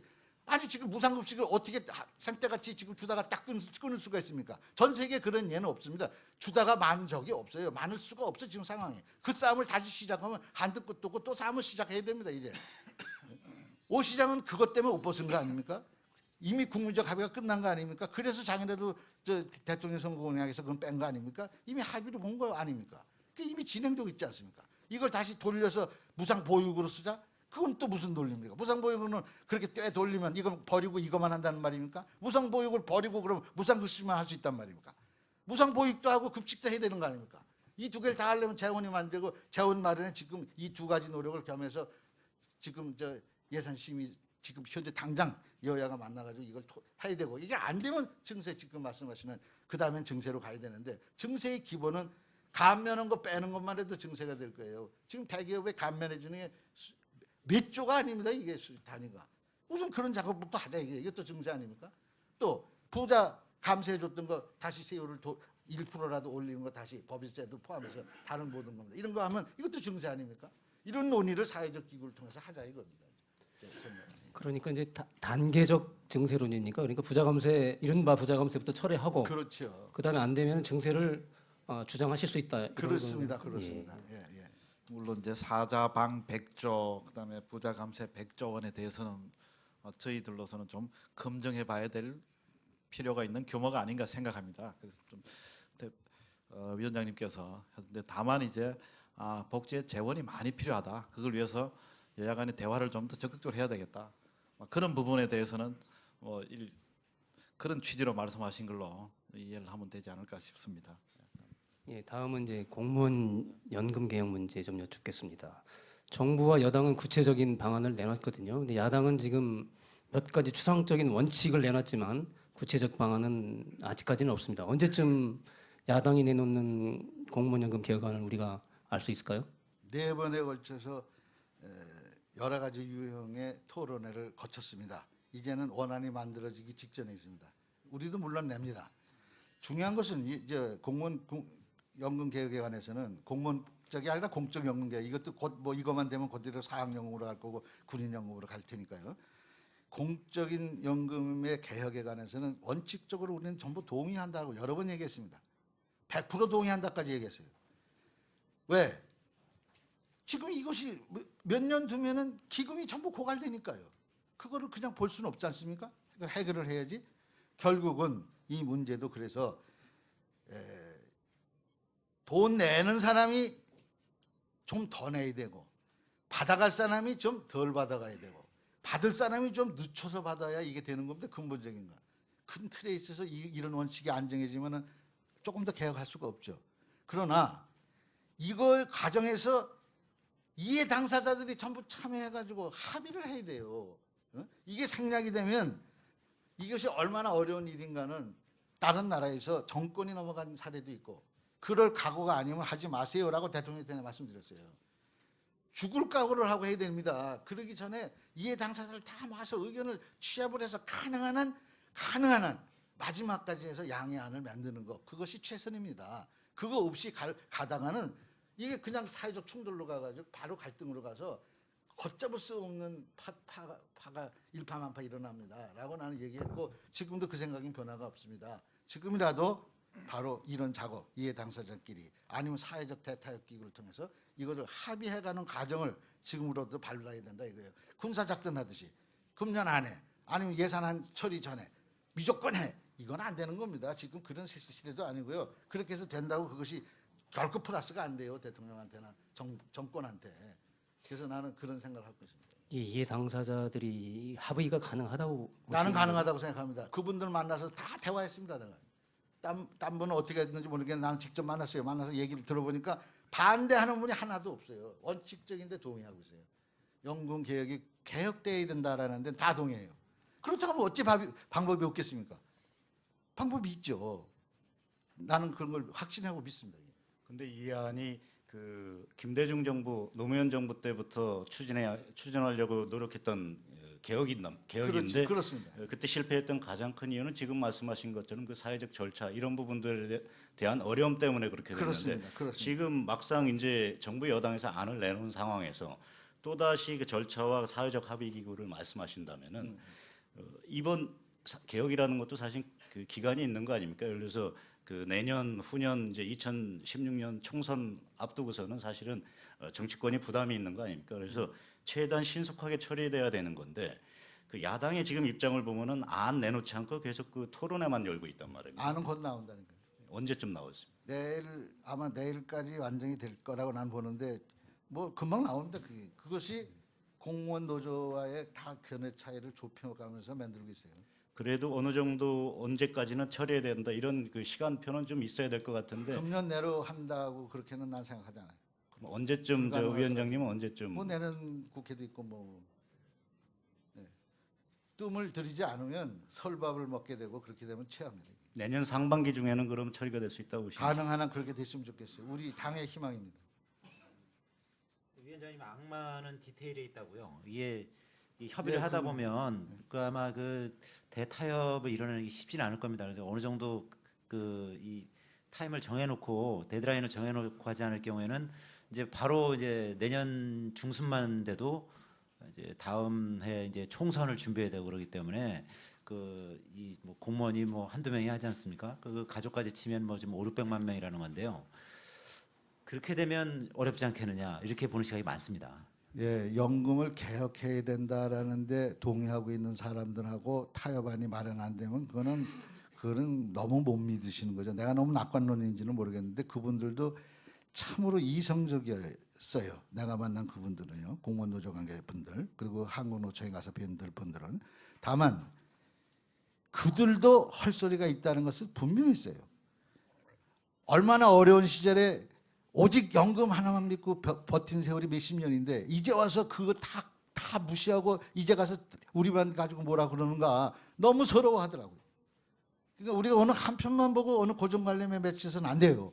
연금으로만 사는 사람 생각을 한번 해보세요. 우리 모두 같이 늙고 그리고 그들이 젊었을 시절에 얼마나 많은 정말 피와 같은 돈을 축적을 해가지고 연금을 냈는데 그리고 그때는 바로 공무원 자체가 봉급이 많은 시절이 아니었고 봉급이 적은 걸 내면서도 그나마 연금으로 버틸 수 있다라고 하면서 그 어느 사람이 한 사람이 이 얘기를 합니다. 그중에 어느 분이 얘기를 하는데 나도 코가 찡해졌는데 마누라한테 딱 한마디 내가 연금 탈 수 있잖아. 이거 가지고 지금까지 수십 번을 버텨왔다는 거예요. 근데 이제 그 말을 못하게 된다고 그럴 때 우리는 어떻게 됩니까? 라고 하는데 내가 막 가슴이 찡하더라고요. 그러니까 그런 사회의 어떤 면도 우리가 보고 가야 된다. 그냥 군사작전 하듯이 며칠까지 있다 밀어붙여라고 해서 되는 시대들이 아니다. 그 말을 저는 방점을 거기다 찍는다 그런 말씀입니다. 자, 다음 송 차장 말씀해 주시죠. 그 야당에서 내놓은 정책 중에 요즘 이제 가장 어떤 이만큼 뜨거운 논쟁이 되는 게 있을까 싶은 게 이제 그 신혼부부의 집 한 채 정책입니다. 이 초기 언급을 보면 이 장기적으로 100만 호 그리고 이제 100조 뭐 이런 언급이 있었습니다. 그러다가 무상 논란이 커지면서 방점은 임대에 있고 또 100만 호는 장기적 목표다, 단기 목표가 아니다라고 이제 강조를 하는 입장이 당에서 나오고 있습니다. 이제 여론 역풍이 나오니까 이게 좀 말이 좀 바뀐 것 아니냐라는 지적이 있는데 특히나 또 비대위원장께서 증세 문제까지 언급을 하신 차에 과연 현실성이 있는 야당이 추진할 수 있는 정책이냐 이런 지적이 있습니다. 어떻게 보십니까?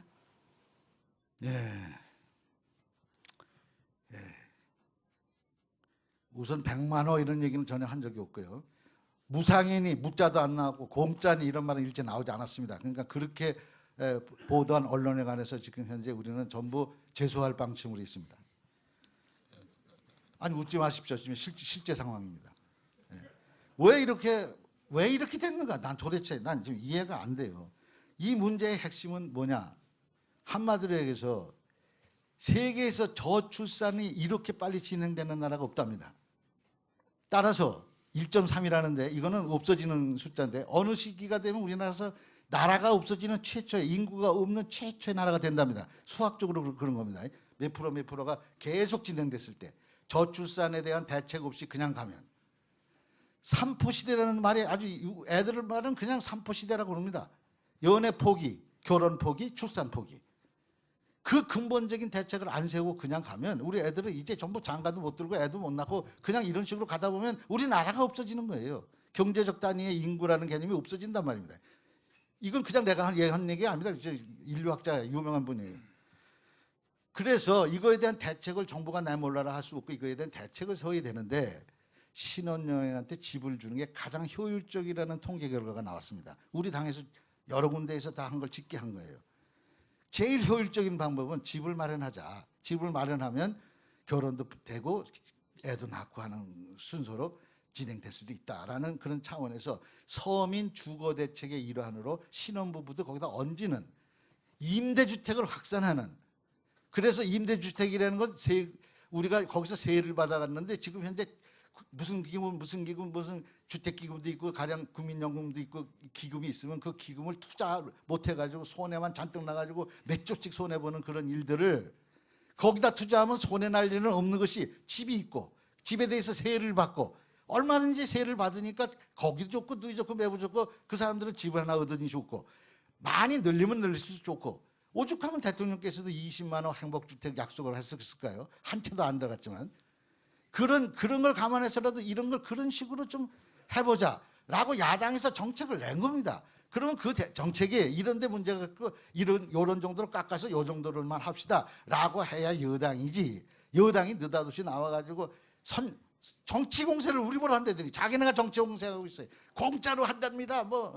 하지도 않은 말을 정치 공세를 하는 거예요. 그러면 정책 대결하자고 그러는 건 다 어디로 간 겁니까? 정책 대결은 여기서 몇십만 호를 짓다 그러면 자기네는 그럼 그건 너무 많으니 30만 호를 짓다든가. 지금 우리 처음 나온 거는 2만 호, 3만 호, 5만 호입니다.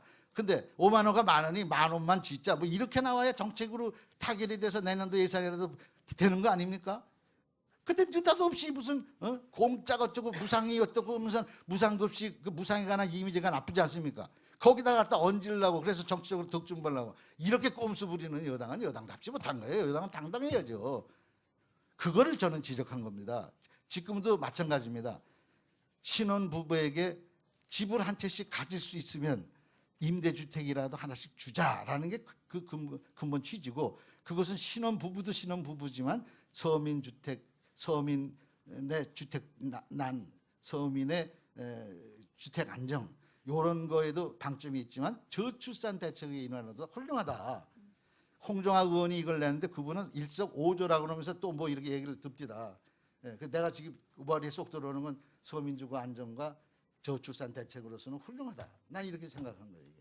저출산 문제에 대한 어떤 고민은 담겨 있는 정책이라고 봅니다만, 사실 그 100만 호 장기적이라는 단서 하에 내년에는 3+2 해서 5만 호 얘기고, 장기적으로는 100만 호라는 언급이 분명히 좀 초기에 있었고요. 그렇기 때문에 사실 언론 문제가 아니라 본질이 그 임대주택을 대폭 확대하는 정책이라는 거라면, 그러면 이름을 좀 잘못 지으신 것 아닙니까라는 생각도 잠깐 들고요.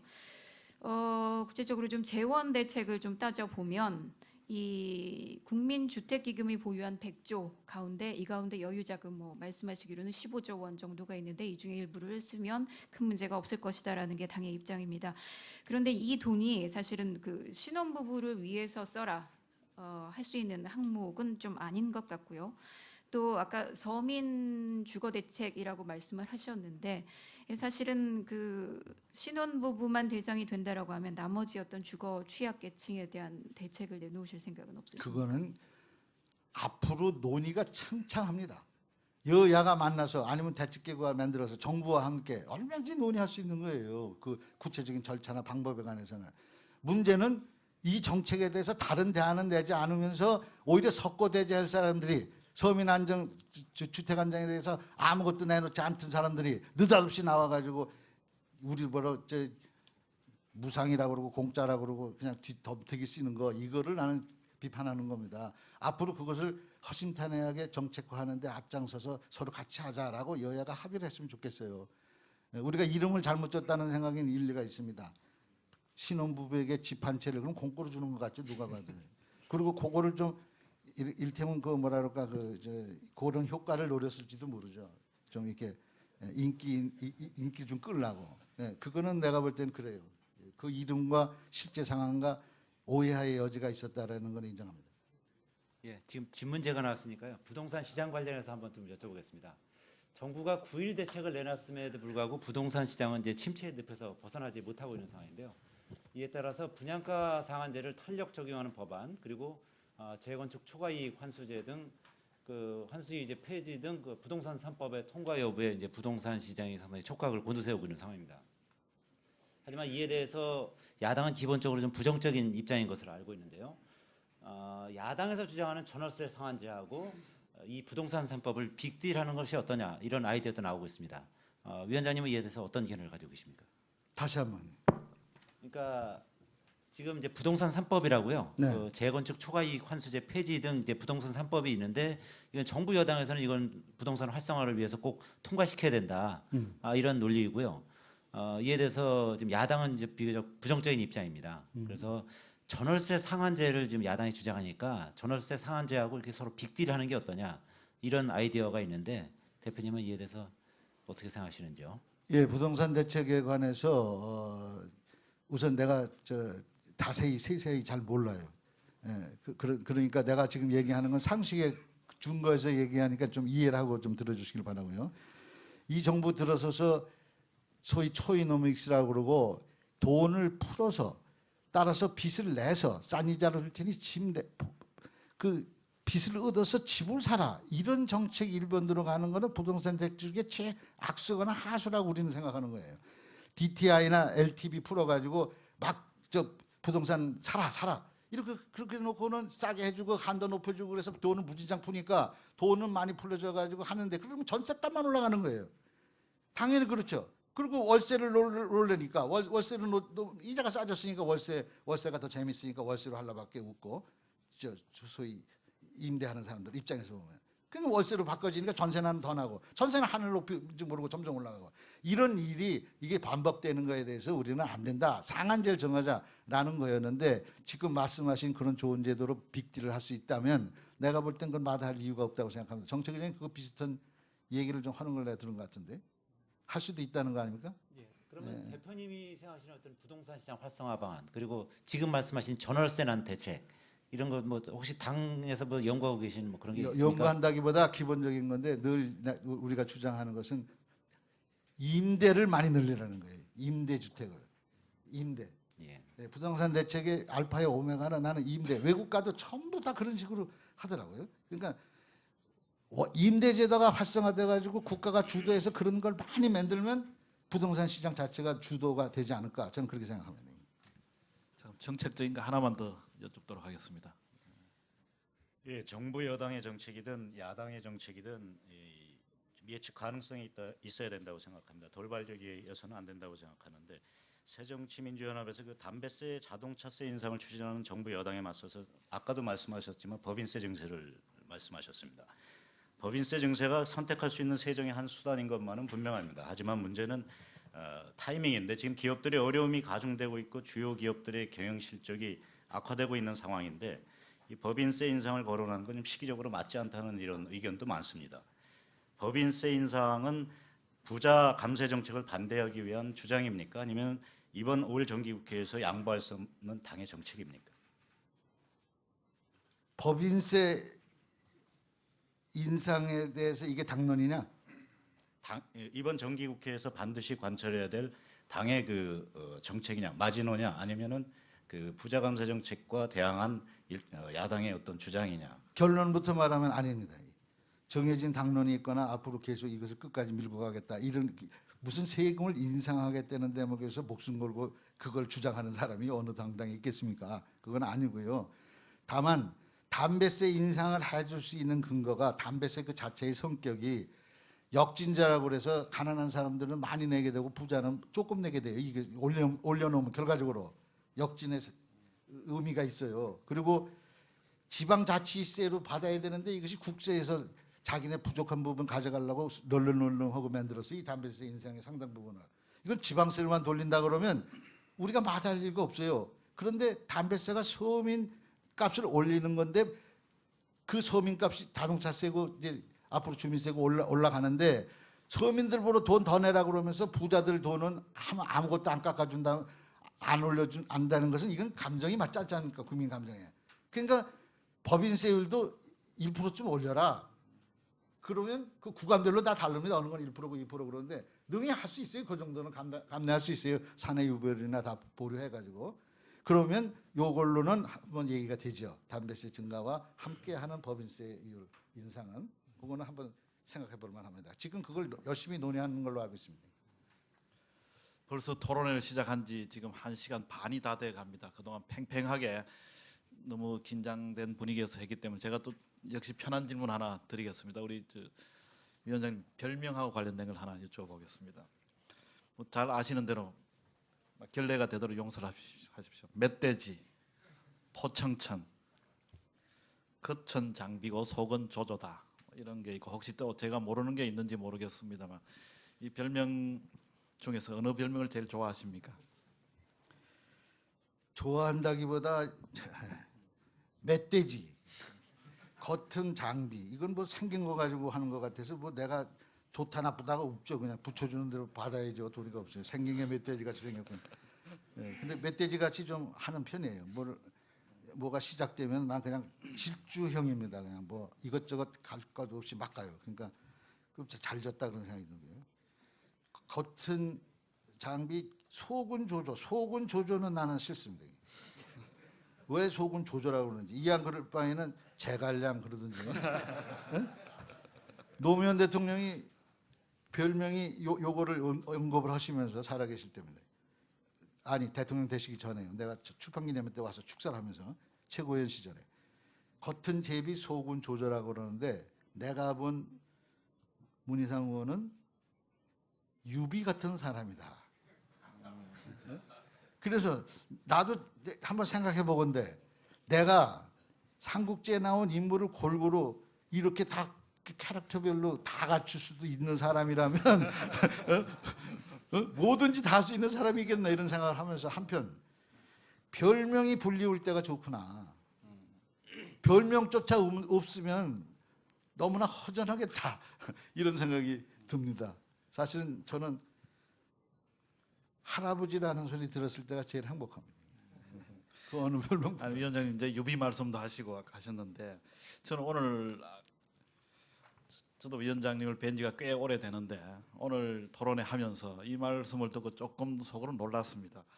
나도 정치인입니다. 나라고 꿈이 없겠습니까? 권력 의지가 없겠습니까? 그 말씀을 듣고서 제가 더더구나 이 공개석상에서 말씀을 하셔서 아까 조조 말씀하신 거 유비나 다 마찬가지인데 그분들이 다 대업을 일으킨 분들입니다. 그럼 차제 좀 대업이 계신 걸로 이해를 해도 되겠습니까? 대업에 대한 관심이. 천지개벽이 되면 하겠습니다. 이제 플로에 계신 분들께서 몇 번 질문을 주셨습니다. 그리고 뭐 지금까지 나온 질문 답변 종합하셔가지고 또 추가로 주시면 제가 취합해서 다시 질문 드리도록 하겠습니다. 그럼 다음 질문 넘어가겠습니다. 다음 송현정 차장 질문해 주시죠. 예, 그 외통위도 오래 하셔서 남북 문제에 대해서도 좀 조예가 깊으신데요. 이혜호 여사 방북이 지금 남북 간 실무 협의를 남긴 상태입니다. 이 여사께서는 그 김정일 국방위원장 장례식 때 김정은 국방위 제1위원장을 만난 적이 있어서 혹시 이번에 이제 방북하시게 되면 또 만남이 이루어지는 것 아니냐라는 관측도 있고요. 또 북측이 그 이 여사 방북 초청을 유효하다라고 밝힌 바 있어서 뭐 이루어질 것이라는 전망이 우세합니다. 뭐 인도적 방문이 목적이다라고 선을 긋고 계시기는 하지만 워낙 그 남북 간에 지금 꽉 막힌 상태라서 다들 의무 부여를 크게 하고 있습니다. 전문가들은 박근혜 대통령이 어떤 직간접적인 특사를 내용상으로 특사의 어떤 자격을 내용상으로 갖고 가는 것이 맞다. 뭐 이런 의견을 내시는 분들도 있는데요. 일단 그 동의를 하시는지 그런 필요성에 동의를 하시는지 여쭙고 또 이 당 차원에서 아무래도 좀 어떤 준비나 협조를 하고 계시는 게 있는지 질의드리겠습니다. 예, 이호 여사의 방북 문제에 우리는 찬성합니다. 그리고 적극 지원할 용의가 있습니다. 당 차원뿐만 아니라 만약에 힘이 된다면 정부에서도 좀 도와라라는 얘기를 앞장서서 해야 될 생각입니다. 특사 자격을 부여해야 되는 것인가는 온전히 이것은 대통령이나 정부의 결정사항에 준해야 된다고 생각합니다. 특사의 필요성은 충분하다고 생각합니다. 왜냐하면 지금 현재 남북관계가 역사상 최악이기 때문입니다. 그리고 위중하기 때문입니다. 그들이 지금 이미 탄두에 소형 첨부가 가능한 항무기를 갖고 있다고 국내외에서 전부 얘기하고 있습니다. 그리고 미사일을 시도 때도 없이 전부 지금 찾고 실험하고 내지는 발사하고 있습니다. 이에 관해서 아무 속수무책으로 있는 것은 이거는 외교도 아니고 이거는 남북 문제 아주 근본적인 문제가 있는 겁니다. 남북 문제는 그냥 남북 문제가 아닙니다. 남북 문제를 고리로 4대 강국 주변 강국과의 외교도 다 거기에 관련이 있습니다. 우리가 잘 지냈을 때 미국도 우리한테 눈치를 봤습니다.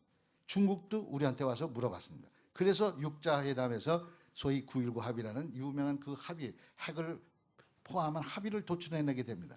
남북이 잘 될 때 이게 가능했습니다. 이게 나쁘면 나쁠수록 우리는 핵 우산 속에 미국에 의존할 수밖에 없습니다. 한미 동맹 중요하고 한미일 공조 중요합니다만은 그거 우산 속에 쏙 들어갈 수밖에 없는 거예요. 뒤집어서 북한은 중국 눈치를 보고 꼼짝 못하고 있어요. 석유 공급이니 기타 등등 꼼짝 못합니다. 그게 계속되는 거예요. 이게 우리 민족으로 봐서는 아주 최악의 상황이라고 저는 보기 때문에 우리가 남북관계를 개선하는데 어떤 일이라도 해야 되는데 마침 이호 여사가 방북을 하신다니까 이걸 기회로 정부에서도 여기다 특사 자격도 좀 부여하고 하실 수만 있다면 좀 딸려보내는 사람들한테 미션을 좀 주어서 가가지고 물꼬를 트는데 한 역할을 하셨으면 어떨까 저는 거기까지 기대하고 있습니다. 그 새정치연합은 그 기회가 있을 때마다 박근혜 대통령이 소통이 부족하다, 독단적이다, 뭐 이렇게 비판을 해왔습니다. 그럼에도 불구하고 박근혜 대통령의 그 국정수행 지지율은 상당히 견고한 편입니다. 그 위원장님께서 생각하시는 그 박근혜 정부의 잘한 점 그리고 못한 점 한 두세 가지씩 이렇게 좀 지적을 해주시죠. 박근혜 대통령을 저는 존경합니다. 그리고 사랑합니다.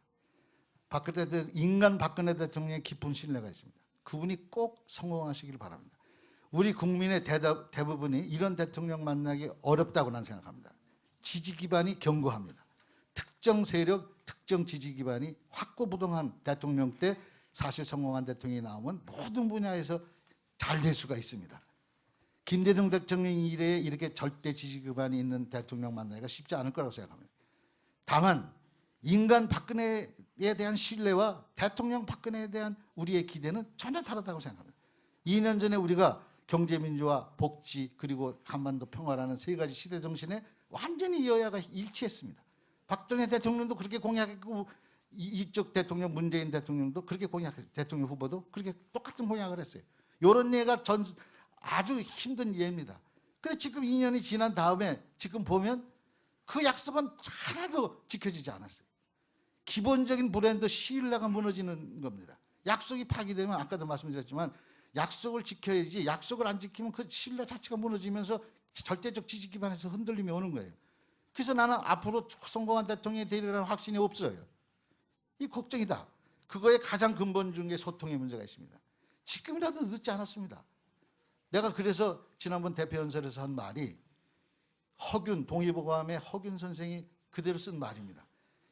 인간의 몸은 유기체로 되어 있고 기와 혈이 통해야 되는데 통하면 병이 안 나고 불통하면 병이 난다. 통이 불통, 불통이 통 이렇게 돼 있어요. 그러니까 통하면 소통을 하면은 병이 나아요. 근데 소통을 못하면 안 되는 거예요. 지금 현재 이 상황이 소통이 없는 상황입니다. 완전히 뭐라 그럴까 천상천하 유아독전 같은 완벽하게 혼자만 있고 우선 제일 먼저 나는 대통령 비서실장을 포함한 저는 전체 청와대끼리라도 소통이 먼저 돼야 돼요. 여기 소통이 원활치 않아요. 내가 보기에는 분명하고 확실하게 말합니다. 원활치 않아요. 그리고 여당 대통령 여기도 소통이 안 돼요. 그러니 어떻게 야당까지 오겠습니까? 야당을 소통하는 건 야당과의 소통은 바로 글자 그대로 그겁니다. 야당이 그냥 야당이 아닙니다. 48.5% 대통령 선거에서 반대했던 사람들입니다. 야당과 소통하면 그게 한꺼번에 48.5%는 소통이 되는 것이고 그 순간 100% 대통령이 되는 겁니다. 그 간단한 이치를 늦었다고 생각할 때가 가장 빠르고 지금 바로 박근혜 대통령이 하실 일의 제일 첫 번째는 소통을 강화해야 돼요. 만나서 얘기해야 돼요. 국민과 소통해야 돼요. 이렇게 해야 성공할 수 있다. 저는 그렇게 생각합니다. 예, 이어서요. 그 위원장님께서는 노무현 전 대통령 시절에 첫 비서실장을 지내신 적이 있습니다. 대통령 비서실장으로 상당히 호평을 받은 것으로 알고 있습니다. 뭐 그때 이런 경력을 토대로 해서 아마 비대위원장 2번 연속으로 하시는 것 같아 보이는데요. 그 현재 김기춘 비서실장은 잘하고 있다고 보시는지 그리고 비서실장을 했던 분으로서 조언하고 싶은 점이 있다면 어떤 것이 있는지 이 자리를 빌어서 설명해 주십시오. 너무 잘합니다. 아주 훌륭하신 분이고 상임위원회도 같이 했고 한일 의원회당 내가 회장할 때 청구권 위원장을 하셨고 아주 일을 맡아서 하시면 꼼꼼하고 틀림없고 아주 모든 매사를 꼼꼼히 잘 그렇게 다지는 분입니다. 난 훌륭하신 참모를 뒀다고 생각합니다. 근데 중요한 것은 이 모든 게 기본적인 선 이거를 잘 지키지 않으면 다 소용이 없습니다. 국민 통합을 내가 아까 강조했지만 국가 경영은 아무리 뛰어난 이분은 기본적으로 정치력이라기보다는 통치력에 더 능한 분입니다. 나는 이 시대의 가장 큰 일은 정치력의 복원이라고 생각합니다. 정치가 복원이 안 되고 통치는 하나의 기술입니다. 근데 그 어떤 의미의 김기춘 실장님은 정치보다는 통치 쪽에 밝은 그래서 검찰이나 그 검찰 시절의 경력이나 기타 등등 그 위에 오시면서 훌륭한 정치인으로서도 훌륭한 분이시긴 하지만 기본적인 소양이랄까 능력이 뛰어난 적은 통치술에 있기 때문에 통치 위주로 지금 현재 박근혜 정부는 지금 유지 관리되고 있다라는 차원에서 정치를 복원하는 차원에는 좀 약하지 않나 이런 생각을 갖고 있습니다. 비서실장은 통치에도 상당한 수완이 있어야 되지만 정치력도 상당히 갖고 있어야 된다. 저는 그렇게 생각합니다. 그럼 저희들이 준비한 마지막 질문으로 우리 박성희 부장 하도록 하겠습니다. 고생하셔가지고 좀 약을 좀 드리겠습니다. 위원장님 취임에 때 맞춰서 그 여론조사 기관 리얼미터 조사에 따르면은 새정치민주연합 지지율이 7주 연속 오르고 있습니다. 근데 이 지지율이 지금 23.2%로 여전히 새누리당 43.5%의 절반 수준입니다. 최근에 제가 주한 외교사저라고 한번 점심을 먹는 자리에서 그 나라 대통령 지지율이 18%라 그래가지고 제가 우리나라 그 대통령은 그 야당과 일부 국민들한테 비판을 받는데도 40%가 넘는다 이렇게 얘기하니까 그 주한 외교사절이 뭐라 그러냐면은 그건 니네 나라 야당이 너무 못하는 거 아니냐 뭐 이렇게 얘기를 하던데 지금 야당이 못한다는 건 그 국제적인 뉴스가 되고 있는 상황입니다. 그래서 이 야당 지지율이 이렇게 폭락한 대선 이후에 폭락한 가장 큰 원인이 뭐라고 생각하십니까? 그리고 이 지지율을 언제쯤 복원할 수 있다고 생각하십니까? 예, 쓴 약이네요. 예. 지지율 제고는 정당의 생명입니다. 왜? 선거에 나서 이기려면 지지율이 높아야 되니까요. 선거에 지는 정당은 지를 못 잡는 고향입니다. 그건 김영배라고 옛날에 그 명정치가가 하나 있었는데 그분이 하신 말씀이에요. 정당은 집권을 해야 되고 그 이유는 고양이가 쥐를 잡는 이치와 같다. 쥐를 못 잡는 고양이는 고양이도 아니다. 이런 차원에서. 그런데 이 지지율을 그러면 어떻게 올리느냐? 이건 왕도가 없습니다. 도리가 없습니다. 지금도 신뢰를 회복하기 위해서 차곡차곡 한 점 한 점 득점하는 수밖에 방법이 없습니다. 도깨비 방망이가 있어서 하늘에서 뚝 떨어지는 거 아니고 지지율이 그렇게 해서 쭉쭉 올라간다면 얼마나 좋겠습니까? 근데 그런 건 없어요. 그건 다 무지개 같은 거고 무지개는 이상이긴 하지만 땅에 내려오는 순간에 그냥 물거품으로 사라집니다. 무슨 현상, 뭐 가령 예를 들어서 정치인 이름 앞에 무슨 현상 붙는 사람들은 되게 무지개 같이 있다가 어느 순간 땅에 내려오는 순간 아무것도 지지율이 폭삭 꺼지지 않습니까? 그래서 결국은 다시 바닥부터 밑바닥 살 때가 가장 낮은 때지만 또 가장 높이 볼 수 있는 이상적인 바로 그런 기점이 되는 겁니다. 여기서부터 한 점 한 점 할 수밖에 없습니다. 지금 토닥토닥 23점 얻었다 그러면 제가 오늘 들은 걸로는 최고 기쁜 소식입니다. 내려가는 것만 밤낮 보다가 올라갔다니까 그야말로 정말 너무 감격적입니다. 고맙습니다. 예, 그러면 패널 질문은 일단 마무리 짓도록 하고 플로어 질문을 제가 대신해서 겹치지 않는 범위에 드리도록 하겠습니다. 그리고 안내 말씀드릴 것은 우선 네 분 패널들께서 혹시 추가 질문이나 보충 질문 계시면 한 차례씩 아주 간단하게 할 수 있는 기회를 드리도록 하겠습니다. 없으면 안 해도 상관이 없겠습니다. 그 다음에 문 위원장님 마무리 발언을 한 2, 3분 정도 여기 앉은 채 듣는 걸로 해서 마무리하는 그런 순서로 진행하도록 하겠습니다. 그럼 플로우 질문 제가 대신해서 질문하겠습니다. 가급적 그 질문지 그대로 제가 낭독을 하도록 하겠습니다. 당명을 민주당으로 되돌리고 당헌의 민주당을 영구당명으로 규정할 용의는 없습니까? 사실 좀 전에 위원장님께서 본인도 헷갈린다고 하셨고 사실 저희 언론에서도 이 기사를 쓸 때 보면 이게 당 이름이 너무 길어가지고 굉장히 힘듭니다. 사실. 예. 내 속내 내가 진짜 바라는 바는 민주당이라는 당명으로 도로 불려줬으면 좋겠습니다. 지난번 비대위원장 시절에 민주당으로 다시 고친 게 접니다. 예, 그래서 다른 이름이 다 왔다 가서 결국 민주당만 못한 거 아닌가 이런 생각이 듭니다. 그런데 우리가 또 어느 순간 도로민주당이라는 말에 아주 뭐라 그럴까 이름 말할 수 없는 슬픔이 있었습니다. 그래서 도로민주당이라 그러면 아주 그냥 나태하고 오래된 구식 정당 뭐 이런 식으로 개혁도 못하고 그냥 그런 당처럼 비춰지는 측면이 있고 또 하나 애로사항은 굳이 변명처럼 얘기하려고 그러면 우리 앞에 붙은 새정치라는 것은 어떤 한 그 안철수라는 상징성을 가지고 이게 여기에 뭉뚱그려져 있는 겁니다. 이 새정치 속에는. 그래서 분명하고 확실하게 지금 안철수 우리 당 의원께서 전 대표께서 지금 현재 그 뭐라 그럴까 좀 은인자중하고 계시는 시간이긴 합니다만은 그분이 가졌던 그 한국 정치의 꿈, 뭐라 그럴까 새로운 정치의 희망 이런 게 그 당명 속에 어우러져 있습니다. 그래서 새정치를 빼고 싶어도 못 빼는 이유 중에 하나는 그럼 새로운 정치를 포기했다는 뜻이냐? 이 말은 곧 우리 당의 어떤 정체성의 근본적인 문제가 또 시작이 되거든요. 그래서 당분간은 그냥 새정치민주연합으로 쓸 수밖에 없다. 이런 말씀이 최종 답입니다. 자, 뭐 외신 기자분께서 대신 한 질문입니다. 한일 의원연맹 회장님을 하신 경력이 있는데 현재 한일 관계의 해법에 대해서 박 대통령에게 건의하고 싶은 일이 없습니까?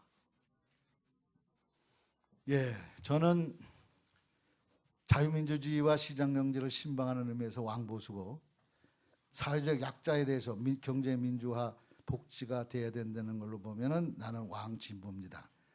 그런데 보수건 진보건 하나같이 우리나라의 그 한일 관계에 보는 시각은 독도 문제에 관한은 같습니다. 그래서 최근에 독도에 뭘 설치하려고 그랬던데 말았다. 그러려면 아예 설치 자체를 계획하지 말았어야 됩니다. 사실은 여기는 아무 일도 안 하고 있는 게 우리한테 국제법적으로 훨씬 유리합니다. 아무 조치를 안 하는 것 자체가 우리한테는 국제법으로 도움이 됩니다. 따라서 한미 동맹, 한미일 공조 아주 중요한 두 나라는 자본주의라는 공통점이 갖고 있습니다. 그거는 중국하고도 다른 겁니다. 따라서 영원한 한일 관계의 기본선은 이걸로 이미 한 규정이 있는 겁니다. 이거를 무시하거나 소홀히 다루면 중국 기타 당 등에도 간단히 얘기하면 무시당할 가능성이 있어요. 우리가 이걸 기본으로 미국 관계와 일본 관계를 잘 다루면서 중국한테도 오히려 대접을 받을 수 있지, 이거를 너무 우습게 보거나 쉽게 보거나 이런 식으로 하다가는 오히려 중국한테도 우습게 보일 수도 있다. 따라서 한일 관계도 중요한 관계입니다. 따라서 대통령께서 여기에 많은 그 배려와 신경을 써야 된다. 일본을 그냥 간단히 여론조사 결과만 보고 그냥 지도자가 그냥 그게 염려해가지고 이랬다 저랬다 그러면 안 된다. 저는 그런 생각을 갖고 있습니다. 조금 전에 이희호 여사님 방북을 언급하시면서 수행하는 일행에게 미션을 부여해 성과를 높이는 방북이 됐으면 좋겠다, 이런 기대를 피력을 하셨습니다. 민주당 죄송합니다. 새정치민주연합에서 줄 수 있는 그 미션의 구체적인 말씀이 계시면 부탁합니다. 어떤 미션을 부여했으면 좋겠다. 새정치민주연합의 입장이라고도, 새정치민주연합은 영원히 남북관계를 개선했고 옛날에도 잘 뭐 햇볕 정책이라는 뼈대가 세 가지 기본 요소로 되어 있는데 강력한 안보태세 확립 외에 흡수통일 안 하겠다는 거하고 평화적 교류 협력을 강화해가지고 점진적 단계적 통일론으로 가자는 그런 기본인데, 그런 얘기는 가서 하지 않아도 이미 그들은 다 알고 있을 거예요. 근데 우리 당론으로는 오이사 조치 빨리 해결하고, 그리고 그 금강산 문제 바로 풀어라라는 그 두 가지가 현실적으로는 제일 강론이고요. 그거에 따라서 남북 교류 협력이 강화되어야 된다는 것을 기본으로 하기 때문에 가서 얘기한다고 해도 바로 그런 얘기를 할 것인데, 그 구체적인 열매를 따는 거는 더 전문성이 있는, 내가 아까 말할 땐 더 전문성이 있는 국가기관을 얘기하는 겁니다. 우리 당에서 같이 가서 뭘 하자는 게 아니라 국가기관에서 가서 할 수 있다고 난 생각하기 때문에. 최근 이제 여야 모두 정치 혁신이 논의가 되고 있습니다. 그 관련해서 국회의원이 제대로 역할을 못할 경우에 무노동 무임금 정도가이나 세비 동결이 아니라 아예 세비 삭감을 할 수 있는 제도까지 도입하면 어떻겠느냐, 이런 질문이 있었습니다. 예, 세비 동결은 우리 당에서는 당론으로 정해서 이미 끝났고요. 예, 저분들은 의총에서 뭐 걸렸다는데 우리는 그냥 바로 통과했어요. 의총에서 만장일치로. 그러니까 동료는 기본입니다. 깎는 게 어떠냐? 깎는 게 아니라 지금 현재 현행 규정이 다 있어요. 상임위원회 안 나가고 예를 들어서 본회의 안 나가고 그러면 그거에 상응해서 얼마씩 깎게 돼 있어요. 집행을 안 할 뿐이지. 규칙에 돼 있어요. 규칙을 좀 강화하는 거라서 반드시 지키는 거를 어저께 혁신위원회에서 결의를 했다 그럽니다. 그러면 이제 비대위 거치고 의총 거치면 바로 됩니다. 이 국회 선진화법 때문에 동물국회는 막았지만 식물국회가 됐다 이런 뭐 지적이 있습니다. 그래서 이런 오히려 일하지 않는 아무 일도 할 수 없는 이런 상태를 하기 위해서 국회 선진화법을 고치자 이런 논의가 여당 중심으로 나오고 있는데 국회 선진화법 폐지에 대한 의견은 어떻습니까? 안 된다고 난 국회 대표연설에서 여러 번 말씀드렸습니다. 의회 지도자들이 여야 할 것 없이 지금 저 장관으로 가시는 황의호 원내대표 당시에 얼마나 많은 그 시행착오와 노력과 그것이 합쳐져 가지고 선진화법이 만들어졌습니다. 전 세계에 유례가 없다고 그렇게 말할 수도 있지만 처음부터 배우러 온다 그러는 법이기도 합니다. 그러니까 동물국회가 식물국회가 됐다 그러면 그럼 다시 식물국회가 동물국회가 되자는 말인가요? 단상정거하고 서로 때리고 싸우고 전 세계 텔레비전에 나오고 이런 일을 또 다시 하자는 말인가요? 나는 그렇게 해서는 안 된다고 생각합니다. 다만 선진화법을 운영하는 데 있어서 야당도 협조해야 된다고 생각합니다. 택도 없이 자꾸 물고 늘어지고 반대만 하고 이래가지고는 선진화법의 정신을 살릴 수가 없습니다. 어떻게든지 타협해라, 협상해라. 이것이 선진화법의 정신입니다. 이것이 여야가 한꺼번에 충실할 때 선진화법은 오히려 빛나는 법이 되지 그렇게 모멸의 법이 되지는 않을 것이라고 저는 확신합니다. 하나만 더 여쭙겠습니다. 문 위원장님은 정말 걸어다니는 야당 역사다 이렇게 해야 될 정도로 야당에 대해서 속속들이 알고 계시고 애정을 가지고 계십니다.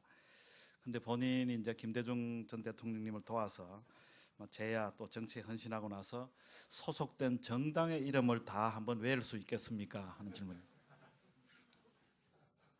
네, 나는 그 한가운데 늘 있었습니다. 그리고 겉으로 간판이 뭐가 달리든 한 번도 변함없이 그 길을 갔습니다.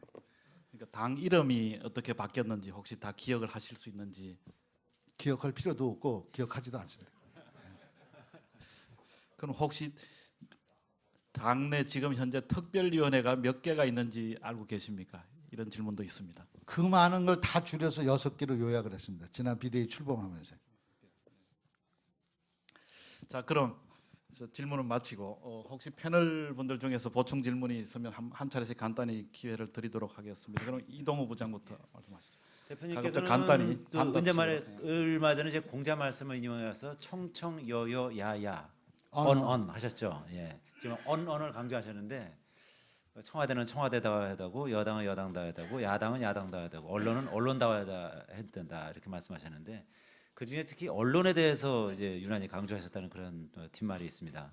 그 어떤 뜻인지 이 자리를 통해서 다시 한번 말씀해 주십시오. 얘기해도 되나요? 네, 관훈 클럽이니까 얘기하겠습니다. 얘기하셔도 됩니다. 언론은 언론다워야 합니다. 관훈 클럽은 영원히 관훈 클럽입니다. 언론은 영원히 언론입니다. 언론은 제4 권력기관입니다. 왜 제4라는 말이 있을까요? 입법부, 사법부, 행정부 이 세 개를 견제하라는 뜻입니다. 그런데 지금 현재 완전히 나는 언론이 언론답다고 생각하지 않습니다. 언론은 사회의 목탁입니다. 사회의 기준입니다.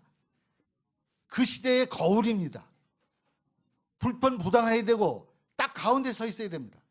자리적으로 가운데가 아닙니다. 내가 판단하건대. 시시비비를 분명히 가르쳐줘야 됩니다. 엄한 양비론에 숨어가지고 시시비비를 분명히 안 하면 권력은 지 멋대로 갑니다. 권력의 상리입니다. 야당도 권력일 수가 있습니다. 그럴 때 비판해야 됩니다. 그러나 모든 권력의 초점은 최고 많은 데는 결과적으로는 정부와 대통령입니다. 청와대입니다. 여기를 시시비를 가르쳐줘야 됩니다. 거울이 깨진 거울이 되면 아무리 예쁜 얼굴도 이지러지게 나옵니다. 자아가, 기준이 그 시대의 가치의 총화가 언론에 있다고 저는 생각합니다. 언론이 살아있으면 야당이 좀 나빠도 여당이 좀 나빠도 정부가 좀 나빠도 그건 견딜 수가 있습니다. 내가 한 얘기 아닙니다. 벤자민 후랑클린이 얘기했습니다. 정부는 언론, 언론은 정부, 둘 중에 하나를 택하라면 난 언론 택하겠다.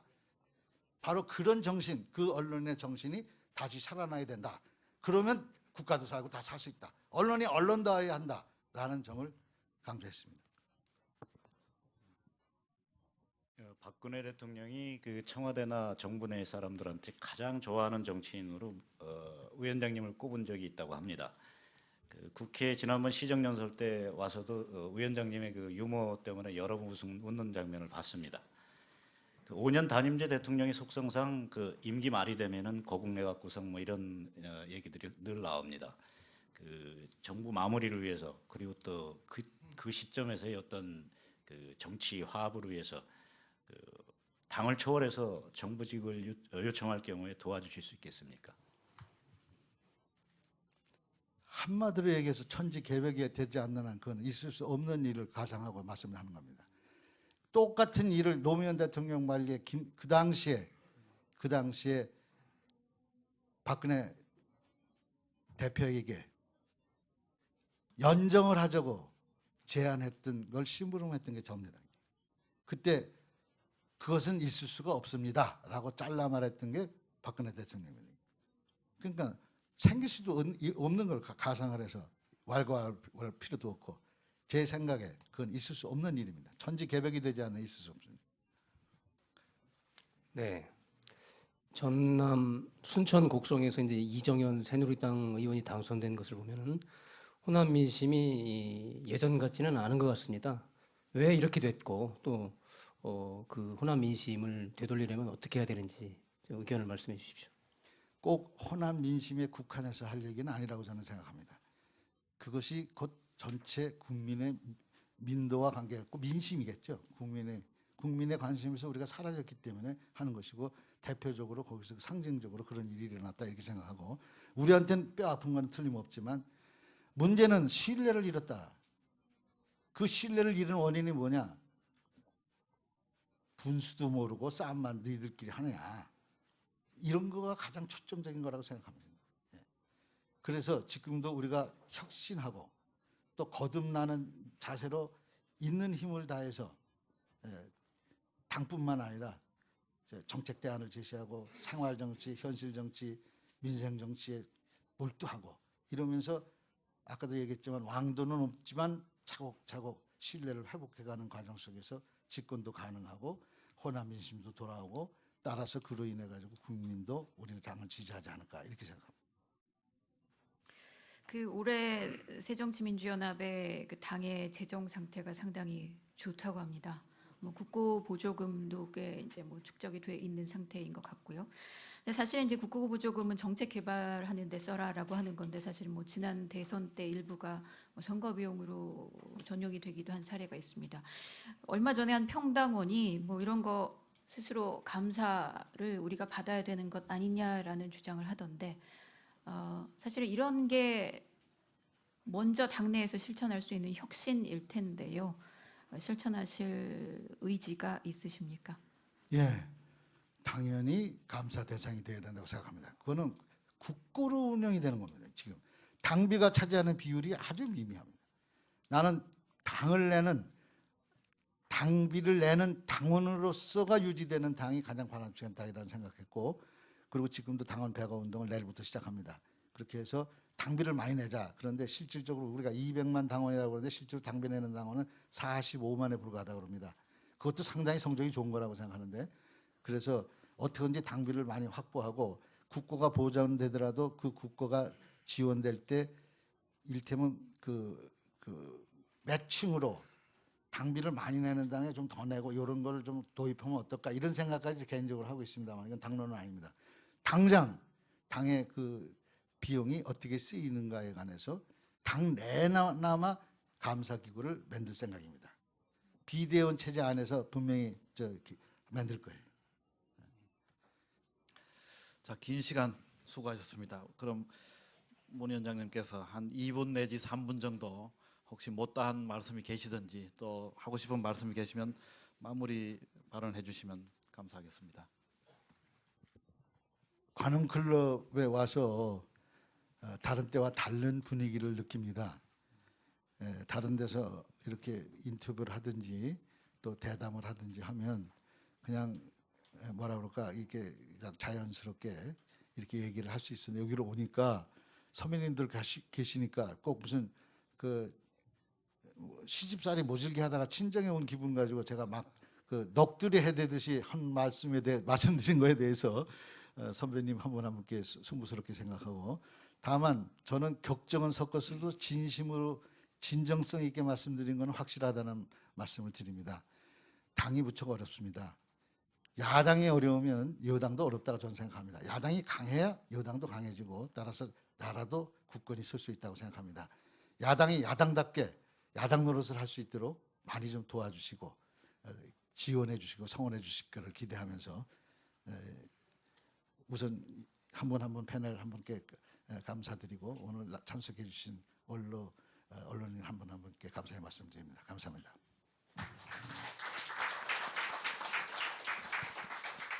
오늘 토론회는 원래 8월 중에 김무성 새누리당 대표와 함께 여야 대표 토론회가 열릴 예정이었습니다. 근데 아시는 대로 730 재보궐선거 이후에 새정치민주연합 그 당내 사정으로 인해서 좀 연기됐다가 오늘에 열리게 됐음을 말씀드립니다.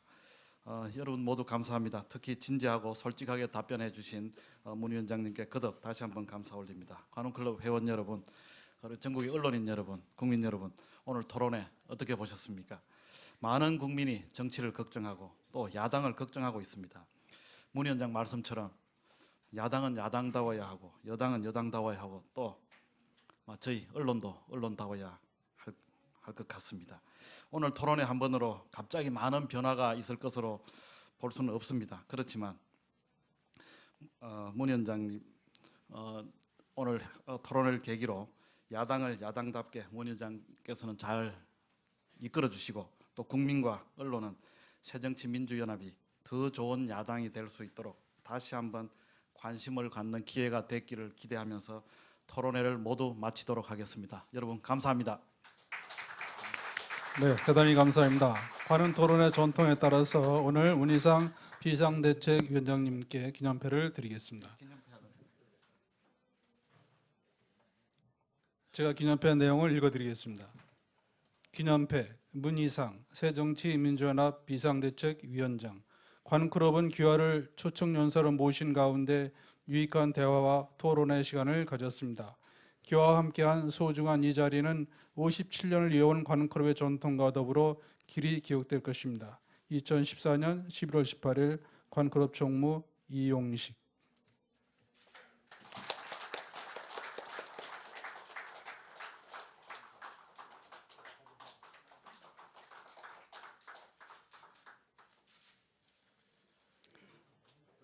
예, 대단히 감사합니다.